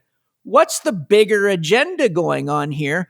And when we see loss of freedom of speech and constitutional rights, such as the right to your own body and what you put in it, the right to your own privacy to be in your house without being spied on and listened to, the right to your own data and being able to not have your own data used by artificial intelligence against you, our right to freedom of speech. I mean, when you look at what's happening, a lot of these things are big smoke screens that take your attention away from some of the bigger issues that are behind it. That's what really concerns me. That's amen. It's really, I find it also part of my frustration this year, of course, has been that the entire COVID pandemic has taken the place of so many other important issues, and it's taken our eyes off the ball of so many things. People, I feel like I ironic, so many levels of ironies, like environmentalists in masks that are following the rules and don't think about the fact that our oceans are now full of little medusas, but it's masks that are that are just offshore everywhere. Like there's so many masks in the ocean now. I don't know. It's just the level of craziness is difficult to cope with. But Yeah, you have to ask yourself this question: how many billions of dollars have been made on masks alone due to the COVID pandemic? I cannot estimate. And how much of an ideal industry to be in right at that moment? And I'll tell you a fact. Robert O. Strecker, MD, who was one of the first people to come out against the AIDS epidemic and tell the truth. For example, he said, did you know that there's over 130 different diagnoses that fall under the classification of AIDS? Yet people in the public think someone who has AIDS has one issue. But really, there's 132 different diagnoses that are labeled as AIDS if they are any one of those diagnoses. He said the first year of the AIDS epidemic, because they kept telling people to use condoms to protect themselves from AIDS and to highlight how ridiculous that was, he said the average pore of a latex condom, I believe, is 7 microns, but the AIDS virus is something like 4 microns in diameter. He said the AIDS virus will walk through a condom like an airplane going through a hangar. And to prove his point, he took a sieve, cut the wire out of it, so it was just a ring of wire, and he took a gun that shoots ping pong balls, and he said, here's your condom, and here's your sperm cells going right through, or your AIDS virus going right through the condom like it's not even there. So when you start looking at the reality of all this, and the point that I was making is Robert Strecker showed that there was $6 billion of increase in condom sales in 1 year. So when you start looking into the corporate agendas and who stands to make unbelievable amounts of money off of this thing, if you want to find the evil in science, you follow the money. If you want to find the evil in a church, Manly P. Hall says behind every Christian church in every third world country, you will find the only Mercedes-Benz in town. He says Monday to Saturday, they're in there counting money, trying to figure out how to make more on Sunday. So when you start following the money, it's just human nature. We lose our sense of morals, we lose our sense of ethics, and we get drunk on money. And that's why money is often said to be the root of all evil. But when you start following the money in every field of science, that's the fastest way to get to the truth. And when you start following the money with this whole pandemic and the 5G stuff we're talking about, it only points to a handful of people in the world. Even if it was 100, it's still a tiny number of people. That's completely accurate. Yeah. It's the same players that are. I don't know. I don't know what. Anyway, that's we're gonna. I gotta run, but it's a whole conversation. Like, what do they think? Sometimes I think about these things, Paul. Like the top 100 people in the world. Like what really do they want out of life? Like certain people seem to have so many agendas that go against humanity, and why would they think these things? I just don't. It's so beyond me, I guess. Oh, I know you got to go. I'll just throw this last bone in there. One of the things that drives me nuts about people like Elon Musk and all these space adventurous is they're talking about going to Saturn and going to the moon and oh, if there's anything that happens on Earth, we will go somewhere else. I'm like, yeah, okay, good. So you just spent $1 trillion so 50 of you can escape and leave the rest of us here with the problems that you created. Exactly. Why not just spend the money to get the Earth healthy and do better science? And as we said, come up with safe technologies. But the problem is that we have a lot of very intelligent people on this planet with a lot of money that actually only have the spiritual development of about a prepubescent teenager with the power to destroy a planet. So there's a reason we give kids cap guns, not loaded machine guns. But when you start giving children as scientists in adult bodies that don't have the maturity level, someone like Donald Trump, the power of nuclear weapons, you're playing a very, very dangerous game, and the rest of us are involved whether we like it or not. Yeah, and what we can do about it is to do our best to make our voice heard, like with the satellite. And here we are. Yeah, here we are, full circle. So great to visit with you. Thank you for all your sharing, all your citing of research papers, all your hard work. I'm glad you get a little scared now and then, because fear can be a great motivator to get things done. And at this time, I think we should all be a little afraid, not of COVID, but of the illusion and the illusion makers behind it and all the things that we've talked about. And it's time for all of us to wake up, clean up, grow up, and show up, as Ken Wilber would say. And I couldn't agree more. We cannot be children. We cannot let Big Daddy in the sky take care of us, because that doesn't work. We can't even trust the scientists and, unfortunately, the doctors. We've got to be big enough and strong enough to talk to each other, work together as a world community, because the situations we have are not ethnocentric or race specific. They affect every living creature on the planet. And this is a time when we all have to put our heads together and develop true spirituality, which is connecting to a greater whole and realizing that we have the genius on this planet to heal all this stuff, because the same level of intelligence that goes into creating the problems, if used toward the solution, can free us just as effectively. And I believe it's going to be young geniuses out there who are out of the box that come up with the technologies, just like people that have given us the technologies of the past. We've got Einstein was a young man. Steve Jobs was a young man who figured out how to hack phones and do all sorts of stuff, but gave us modern technology.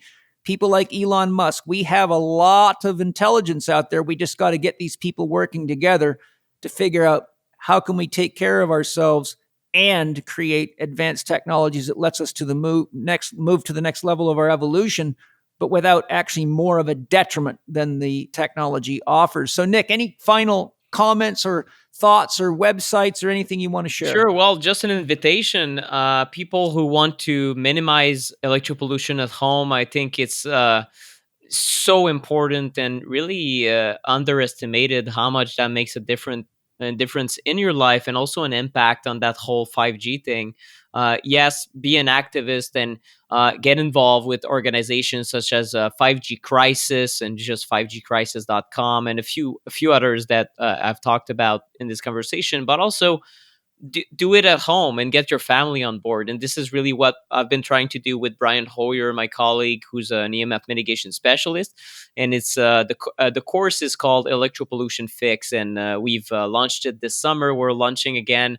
I think this is coming up right before we launch it again on October 26th. So I can create a redirect link, I think, Paul, if you want, because you're going to be part of those who support it. And I've talked with Penny and whatnot. So it's theemfguy.com/Chek, Chek, and you're going to get on the waiting list for the next class. And it's a live class that we're giving in front of people via Zoom.